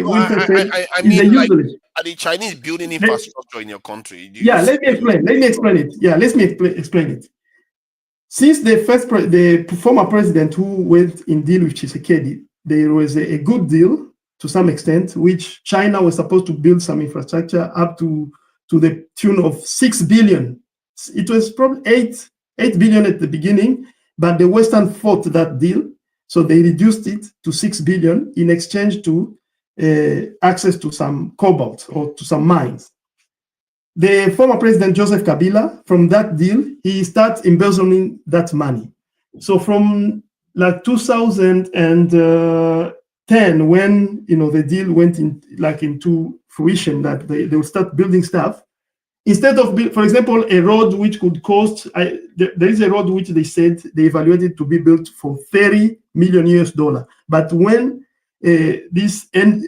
Congolese energy organization evaluated that road, they found that road couldn't be built even for $20 million. You see what was happening? So it means they evaluated it, or the Congolese was charged 30 million, but actually the road cost probably 15 million or 20 million, which, of course, let's say it's okay. They embezzled that money, and so on. So there is many things which could have been built, but that leader embezzled the money. He left power having more than 62 permits of exploitation, mineral exploitation, and companies. if you remember the Panama Papers, when that thing leaked, we found out that the leader and his family, him and his family, were worth probably up to $1.5 billion US. Of course, all Congolese were against him. We fought him and stuff. Even if he had support from some countries, he had to leave power, because even in outside there was pressure in Congolese in US, Congolese in France, Congolese in UK. They couldn't support him anymore. But when Tshisekedi came to power, unfortunately, we were like, this is a thing, this is a problem. That leader it was like a proof. He didn't want Congo to advance because he was not actually a Congolese. So instead of letting somebody who had the capacity to take Congo forward, he chose Tshisekedi, who actually, it's probably that this guy didn't finish even high school. So when is the next election in your country, in Congo? The next election was supposed to be in 2028, but even the 2023, he didn't win election. So what he's trying to do, this is why Congolese seem weak and divided, because this guy is trying to change even the constitution so that he can stay in power, although he's a useless. You see? Let him try to do that. They are going to remove him from office. The military will come in. I'm really sorry to hear about your country. Nigeria is going through hell too, like you know. Many Nigerian leaders say that they actually wanted to make sure Nigeria ends up like Congo, that they thwarted it. That is why we are still standing. As a matter of fact, they wanted to break Nigeria up too. And Nigeria is still standing today, forcefully trying to hold on to whatever they've got else. If you ask me, I say if you are in diaspora, you need to start having a vision for your people. You have to start sensitizing your people for this type of the vision that you have for them. Because without vision, they are lost. Anybody can just come and take over, and you think that person is a savior, and you will mislead your people. The idea of the reason why ideology is important, so that the people have a standard. It says what they should expect from their leaders. And when that, no matter what, whoever comes in, if you kill one person, the ideology stands. If you kill the next one, the ideology still stands. Because if they kill one pastor in Rwanda or Congo today, does Christianity go away? It doesn't. Because it's in people's heads. They've believed that they know what they want to see. And I think we as a people have to start learning that ideology is quite important. If you look at how most nations are transformed, it's based on ideology. You don't have to go about this nonsense about socialism versus capitalism and all that stuff. Just paint the future for your people. Yeah. And at the same time, work towards it. The ideology is there, and the ideology which is the main in Congo among Congolese, it's a Lumumbis ideology, which is part of Pan-Africanism and patriotic, which the West try to. Okay. Now paint it to me. Paint it to us the way they paint it in your country. Let's see why it fails. It fails because up to now, from what I've explained to you, the West doesn't want that to take power. Every time when there is somebody with that ideology comes nearby taking power, they cut him off. But people are still. They still have the ideology, and it doesn't. Yes, people are organized in the diaspora, and I cannot say everything here, but people they are working towards. The West can only get away with what you allow them to get away with. And you see what I mean? Our people have not done enough work. We have not. I have not done enough work to sensitize our people to be able to start making change on the ground. Like in Nigeria now, there are certain things that are going on in Nigeria that you start believing that something is changing. The way the people are behaving right now in Nigeria, they are demanding more from their leaders. That's why Nigeria is manufacturing weapons now. That kind of thinking needs to start happening in your country. Where our defense minister went on Al Jazeera, he was telling them that these people, terrorists, are being funded and they come to Nigeria. And then when we try to find out the name, they don't let us see the names. And you will see NGOs come to Nigeria for the first time and they will pay for rent for over 10 years. It's like, what is your plan? You plan to stay here for 10 years, we are going to have so much trouble. Is that your plan? Actually, to Niger, on that same point, yes, Congo since 2001 had started manufacturing, especially they started with bombs. There is a company called Afrimex. It's found in Kolwezi, in the side of Congo where there is a lot of cobalt, lithium and stuff. But the leader who implemented that was Laurent Désiré Kabila, the true Kabila, the patriotic follower of Lumumba. You know what happened to him?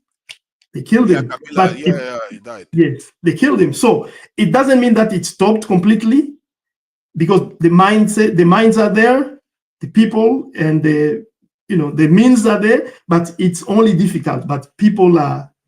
It will happen. Was it Congo that used to have a nuclear reactor? Yes. We used to have a nuclear reactor in Kinshasa. They dismantled it. But also South Africa used to have a nuclear weapon.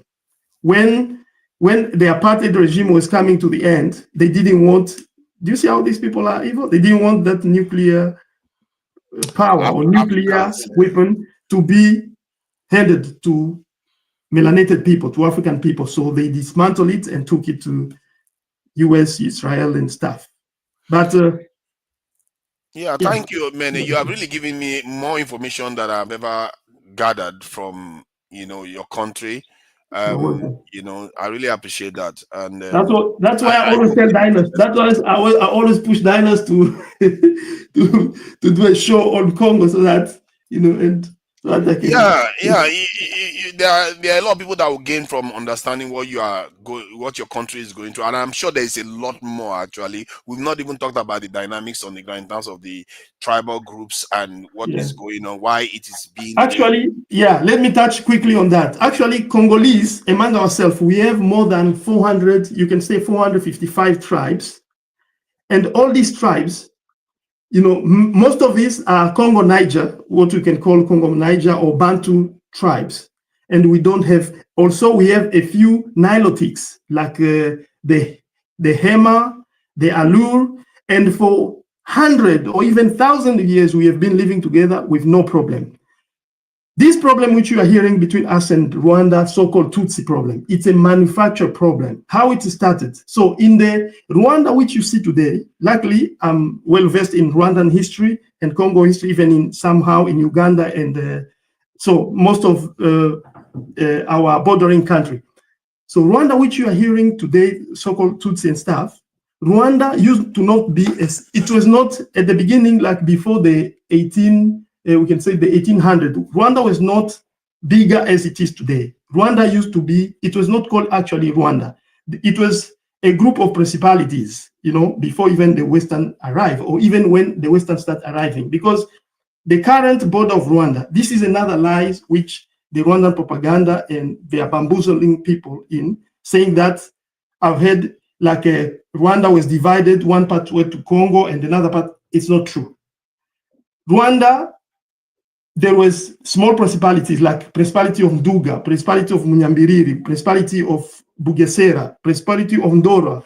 And then there was a small principality which was kind of, you can call a central Rwanda, which I will go fast forward. In the 1800s, they had a leader, a king called Kigeri Rwabugiri. Then this king started conquering other principalities around Rwanda. And this is how he captured Ndora to the north. He captured Bugesera.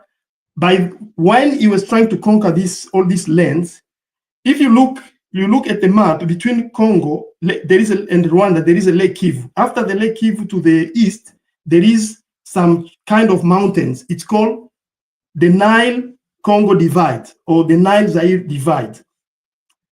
After capturing some of these small principalities, this is when now the Germans arrived in Rwanda. And these Germans, they went and signed a deal with him, of colonization or cooperation. By that time, he had not captured the western part of this Congo-Nile-Zaire divide, but there was some military which he was sending to this area.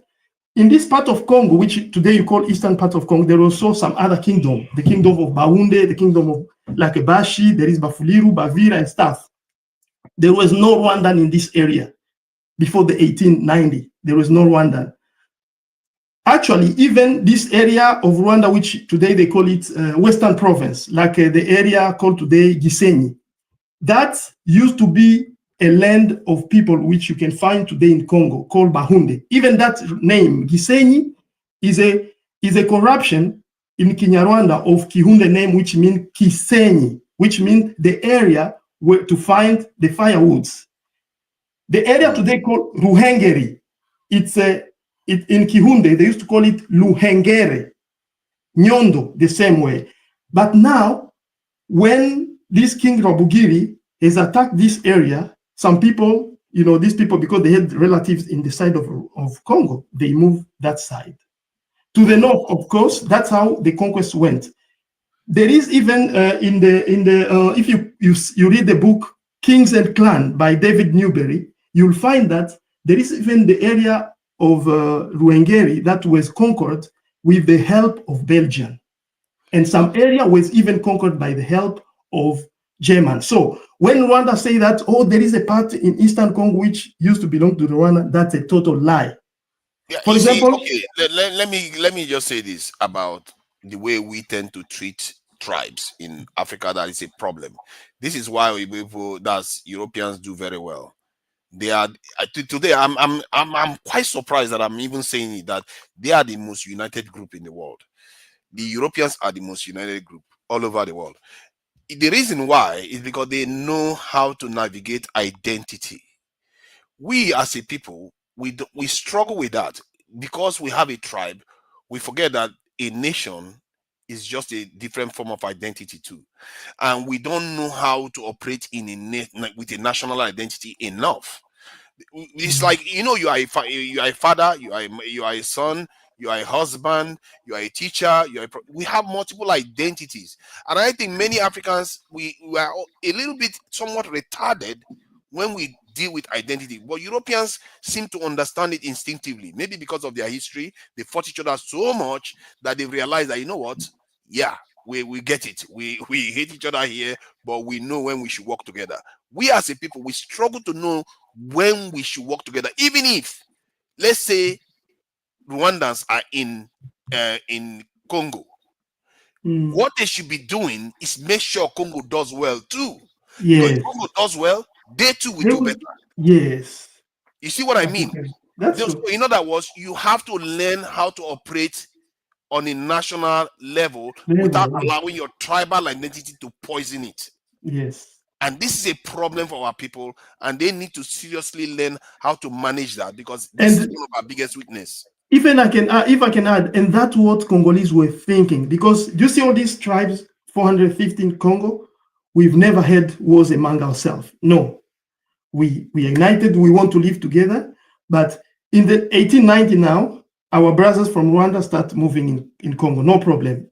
Especially in the 1920, the Belgian brought a lot of them to come work. If I go fast forward, people, during Mobutu's reign, do you know that he nominated his director of, is like, how do you call it? Chief of staff. His chief of staff was Bisengimana Rwema. He was a Rwandan of Tutsi group. There was no problem. People didn't find really much problem with this. But later on, the policy which he started, pushing, that's when people start waking up. Oh, this might be a problem, because people had learned what happened in Rwanda by 1960s, by 1970, and people were like, no, he's now pushing into strategic position people of his tribe only. This will be a problem. Unfortunately, by that time, the European, they had planned something else for the Congo, because people don't know this. The American knew about this mineral in Congo, like coltan, as strategic as it is, since the 1940s. And we, in Congo, we were just considering it just like S-dirt. Now let's think about what you just said, that they were moving into that area, strategic locations. Was there no other way to have resolved this?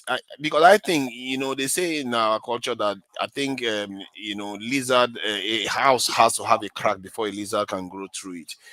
It's between the people on the ground. If they don't learn how to come together, I think we have to seriously know how to learn how to do that, whereby even if foreigners, they will always try to divide you. If you try to divide the West now, they will just laugh at you, because they know the game already, because it's the game they play on other people. So Why is it that we are so susceptible to it? Why can't we just start learning how to navigate this our identity? We can't keep saying, oh, that guy is from this tribe, this guy is from this tribe. But when it comes to operating as a nation, you still keep talking about that. It's irrational. You can't because think about it. If you are you are a teacher and you are teaching at school, you don't go about talking about your tribe or talking about your family. No. At that point, you are supposed to behave with that identity you have. When you are dealing with talking as a nation, you have to behave like somebody as part of that nation. You carry the passport of that nation, and I see that in Nigeria all the time. You see that in many African countries. Some people are saying that the Western people they've had problems. Yes, they have a lot of problems. That should tell you something. The Europeans killed each other. I think they lost about 70 million people during the First and Second World War, and look at them today. Look at how they are cooperating. Yeah, like France and Germany. Yeah, they are cooperating. Yeah. Look at how they are cooperating. France, Germany, UK, all of them, they are all cooperating because these people understand that, you know what? Yeah, together we are better than. Together we are stronger. Yes, that's simple. Yes, unfortunately, yes. That's for example, you know, after the war of 1996 and the war of 1998, in 2003, there was many gathering between Congolese and these our brothers, Congolese of Rwandan origin, and the solution was like, let's all work together, let's all be together. For Congolese, that is not a problem, but unfortunately, from my research, I found that is not the way how you make peace with people who have primary loyalty to their ethnic group. Yeah, but you have a duty to educate them too. See, I think the reason why you are struggling to educate them because the other group doesn't understand it. They don't understand that they need to work together as a group. And besides, if you are not weak as a people, nobody's going to take advantage of you. You see, there is already a problem there. We as a people have chosen to be weak, and we are inviting chaos and problems. You can't be weak and not expect problems to happen to you. I've said it several times on this platform. An antelope cannot negotiate peace or mercy with a lion. It's not going to happen. That is not going to work out. You have to be strong. Then you can now talk reasonably with your neighbor and hope that your neighbor too is strong. Otherwise, you too will take advantage of your neighbor. Then you get them to see that if we work together, we will all be better off for it instead of fighting. Every time you fight, you are losing money. Every time you fight, your women are going to hospital and they're not coming out alive. Every time you fight, your people are not getting good schools. It's common sense. And I think we need to start inculcating this, our identity. If you support your tribe so much, you need to learn to support your tribe by operating on a higher level. You have to. Yes, to Niger. Do you see, for example, there is somebody who raised up here the point of Tshisekedi when he came to power, he tried to cooperate with Rwanda, you know, like going into partnership, shared exploitation and stuff like that. But unfortunately, because our brothers, Rwandan Tutsis, their mindset is they think they are superior to other African, especially the Bantu people. So in their mindset, they are, you know, there is this book, there is this writing.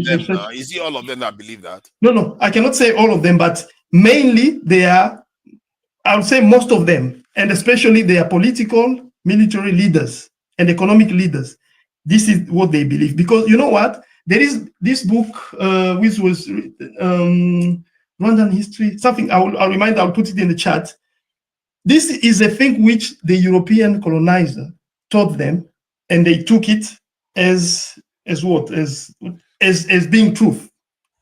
Because when they found, I think that is something you will have to disabuse them of. Anybody that believes that, one, you tell them the truth of the situation, that is not true, and if they refuse, you sideline them. There's always troublemakers. Troublemakers are there. Sideline them and work with the ones that want to transform the country. You know why? Because those ones are the important ones. They are the ones that are going to create the future that you guys truly need it, because those crazies are the ones giving you the country you have now. The same thing is happening in Nigeria. All these crazy people that want to create a greater Rwanda or greater this, greater that, they always want to put their tribe first. They are the ones killing Africa. Yes, and that's the mindset. Unfortunately, this is the mindset of our brother Tutsi in that region. Their mindset is like they are superior. They should colonize this whole region, Rwanda, Uganda, and eastern part of Congo. And if they can, their plan is not to stop there. Tanzania is in the plan. Kenya is in the plan. So they call it their empire. Even that's first class mumu. They will never succeed in that. And see, you just call those people mumu, sideline them. Anybody that talks like just put them on this one side and talk to the ones that are actually reasonable, because those ones are the ones that are going to create the future. You don't respond to crazies. And this is why Congo is even having problem with the current president of Kenya, because he's of that ethnic group, a large ethnic group of Nilots. Museveni is of that group as well. That's the issue, because their mindset is not to be cooperative with other people. If they were delivering for the people, I wouldn't have any issues with that.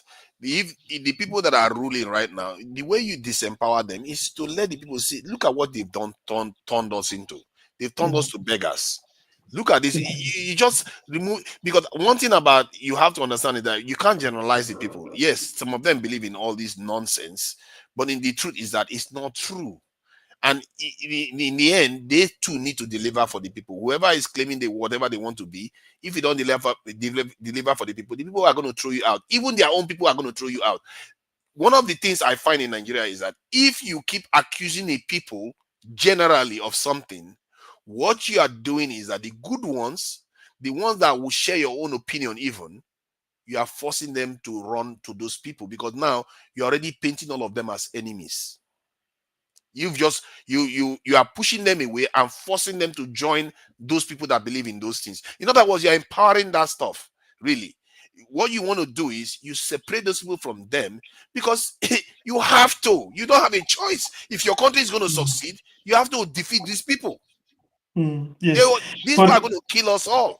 Yeah. For example, and that's what I think Congo they've tried. You see, like the chief of operation of all the Kivu now is a guy from this group. He's a Congolese of Rwandan Tutsi origin, and he's the chief. Is the one who's in charge of operation. The minister of infrastructure in Congo is of this group. So they have, actually, if it wasn't only an alibi to use that alibi of Congo doing this, Congo hosting of DLR, they have nothing actually to complain about, because among the all Kivu's tribes, they are the group which have the most high-ranking office in the army.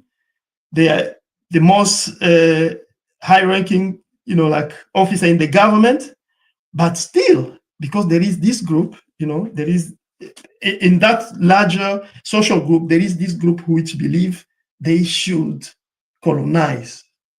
See, unfortunately. So in Congo, do the people generally see the French as good, and do they do they think that the French are superior in any way? No. Congolese actually, most Congolese is just and I'll say an accident of history that we were colonized by the Belgian, and the Belgians seem to impose on us French, but we Congolese don't. Of course, there are those who have a complex of think that the French people are better, but in general, you could see that French embassy was attacked a few days ago, right? So there is a lot of animosity towards. Yes. So how about Belgians? And since it's the Belgians that colonized them, do they see the Belgians as some kind of benevolent nation, like good people? Not really. It's the same. It's just that people understand that for our country to function or to go forward in this world that the Western have created, in this system, we have to cooperate with, especially Belgium. We need to cooperate with Belgium. And through that, hold on. Sorry. Did you just say that your people need to cooperate with Belgium for you to move forward? No, I'm saying in this Western world, the way how it is, because remember, Belgium, they are the one who colonized us, right? Yes. I will be a little bit realistic to say this. Up to this time or up to this year, you cannot be a leader in Congo if the Belgian don't, like, the Belgian and America don't tick. I have to be realistic. Yes, we have what we want. I have a mindset which I would like to be. We would like to be free, decide for our own, but we have to be realistic or be objective of what is going on. Because we still live in. You are speaking double language a little bit. Are you trying to say we are neo-colonized, right? We are neo-colonization.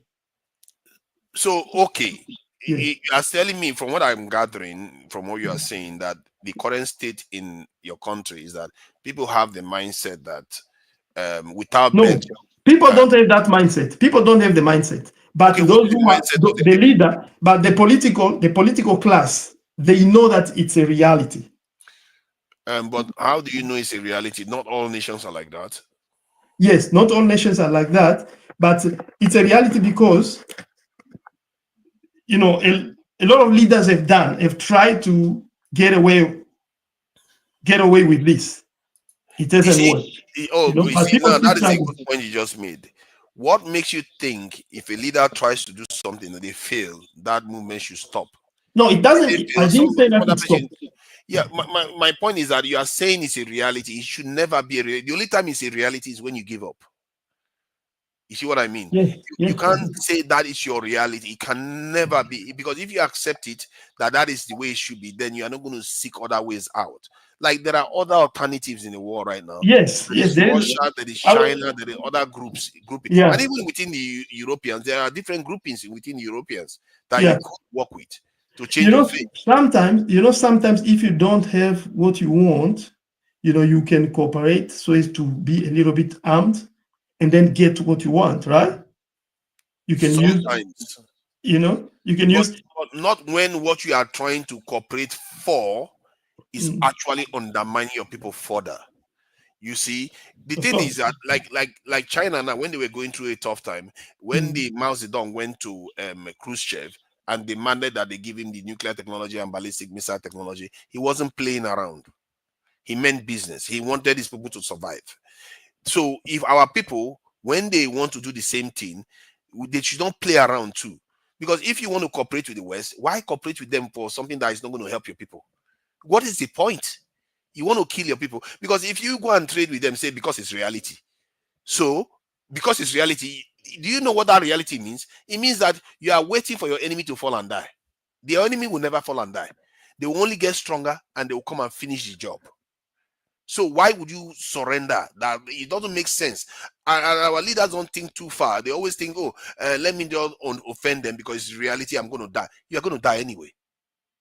Death is coming. Whether you do it or not, it's coming. So you might as well use it properly. At least, ideally, it's just that the leaders we tend to get are the type that don't believe in these things and they already compromise. But the reason why I'm saying it is because you are saying that it's a reality. But yeah, you see, for example, what the example which we can use of AES, they were cooperating for all this time with France, but when the leaders came up and they found that now it's an opportunity. I'll give an example of Gaddafi. You see, Gaddafi, if what happened to Gaddafi, if it was in this year, like if it was in 2020 or 2018, Gaddafi couldn't have been killed. So there is that time, opportunity, and the time. What's the time? I agree with you on that. Yes, that's the thing. Yeah, so you think, okay, so if you are talking about timing, do you think this timing is to still believe in that is the reality that you have to deal with the Belgians? Besides, let me give you an insight. It's not the Belgians, it's the Americans. The Americans decide what they want. The American use the Belgian and French as their subcontractors. Yes. Yeah, kind of. Yes. So you see, even Americans are not immortal. They are not omnipotent, in other words. Not American people, guys. Chill. It's not American people. It's interest, corporate interest, like economic, mineral, military, industrial complex interest. Yeah. You have to play the game. You have to play the game. There are other powers in the world, not only them. Of course. So, and you have to play the game to balance it out. Sometimes it has to involve risk. Now you are trying to decide the fate of 100 million people. It has to involve risk. If you want to be a leader, if you are not ready to put your head on the block, then get out of the way. Because why would you want to go there and say you want to lead, and you are leading men that actually are going to die for you, like soldiers and policemen and all the that are going to die for you? Then you are not willing to pay the price yourself. I don't, for the life of me, I don't understand. You know what? I will tell you this. Lord Lugard, that colonized Nigeria, is from the British colonized Nigeria. One of the things he said about African leaders when he came to Africa, he says we like power, but we don't understand the responsibility. And I find that I think he was saying it in a nasty way just to be belittling to us. But the way many of these our leaders are behaving is just like that. We think, what do you expect leadership to be? Like it's supposed to be easy for your people, given where we are right now. It's always going to be the gravest risk ever. And be prepared that whenever you fall, some other person takes your place. That is the greatest blessing you can give to yourself. That's correct. Because when Putin, when Boris Yeltsin fell, guess who came next? Putin. And the country is back on its feet. There was a time Russia was going to America begging them for money every other month or two. Do you see them doing that now? But we just leave our leaders. Personally, the only reason why I'm saying this, I will repeat it again, is because you keep saying, you just said that it's a reality. I don't believe in realities. And you should never believe in it. Even if it takes your life, don't believe in it. Because your life is still going to be lost. But it needs to be lost for a reason. That's how I see it. If you put me in front of anybody and say this is Trump, and Trump tells me that what are you saying, that we are not a reality, I would still tell him to his face, you are not a reality. We have to fight for ourselves, because I've seen it happen to like the Indians in America. I've seen it happen to Australians. All of them, they probably once said it's a reality, or let's make peace with them, let's do this. No, nature hates people like that. Nature doesn't like it. Nature will punish you if you behave like that. In most cases anyway. At least you can't keep doing that for too long. You have to pick your time. And I believe, like you said about timing, this is a good time. The world is in a kind of, the Chinese are rising, the BRICS nations are rising. This is a good time to start thinking, okay, what can we do here? These guys have been, we have been friends with them. Look at this kind of friendship we have been with them. Look at how poor we still are. What kind of friendship is this? I'm not going to make a friend with a friend that leaves me poor. Yes. So Yes, so that's what is going on. So people don't fall for the lies of the enemy saying that Congolese is doing this, Congolese doing that.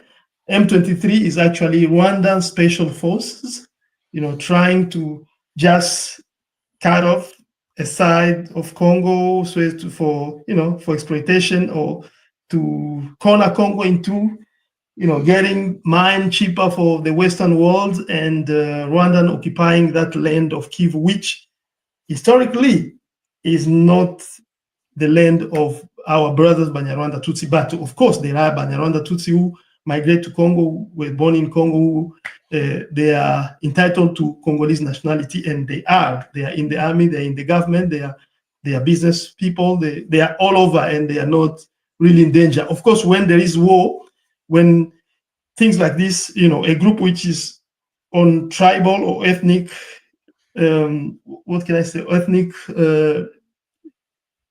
claims, and the nation are fighting, of course, Congolese soldier will kill some soldier who happen to be Tutsis.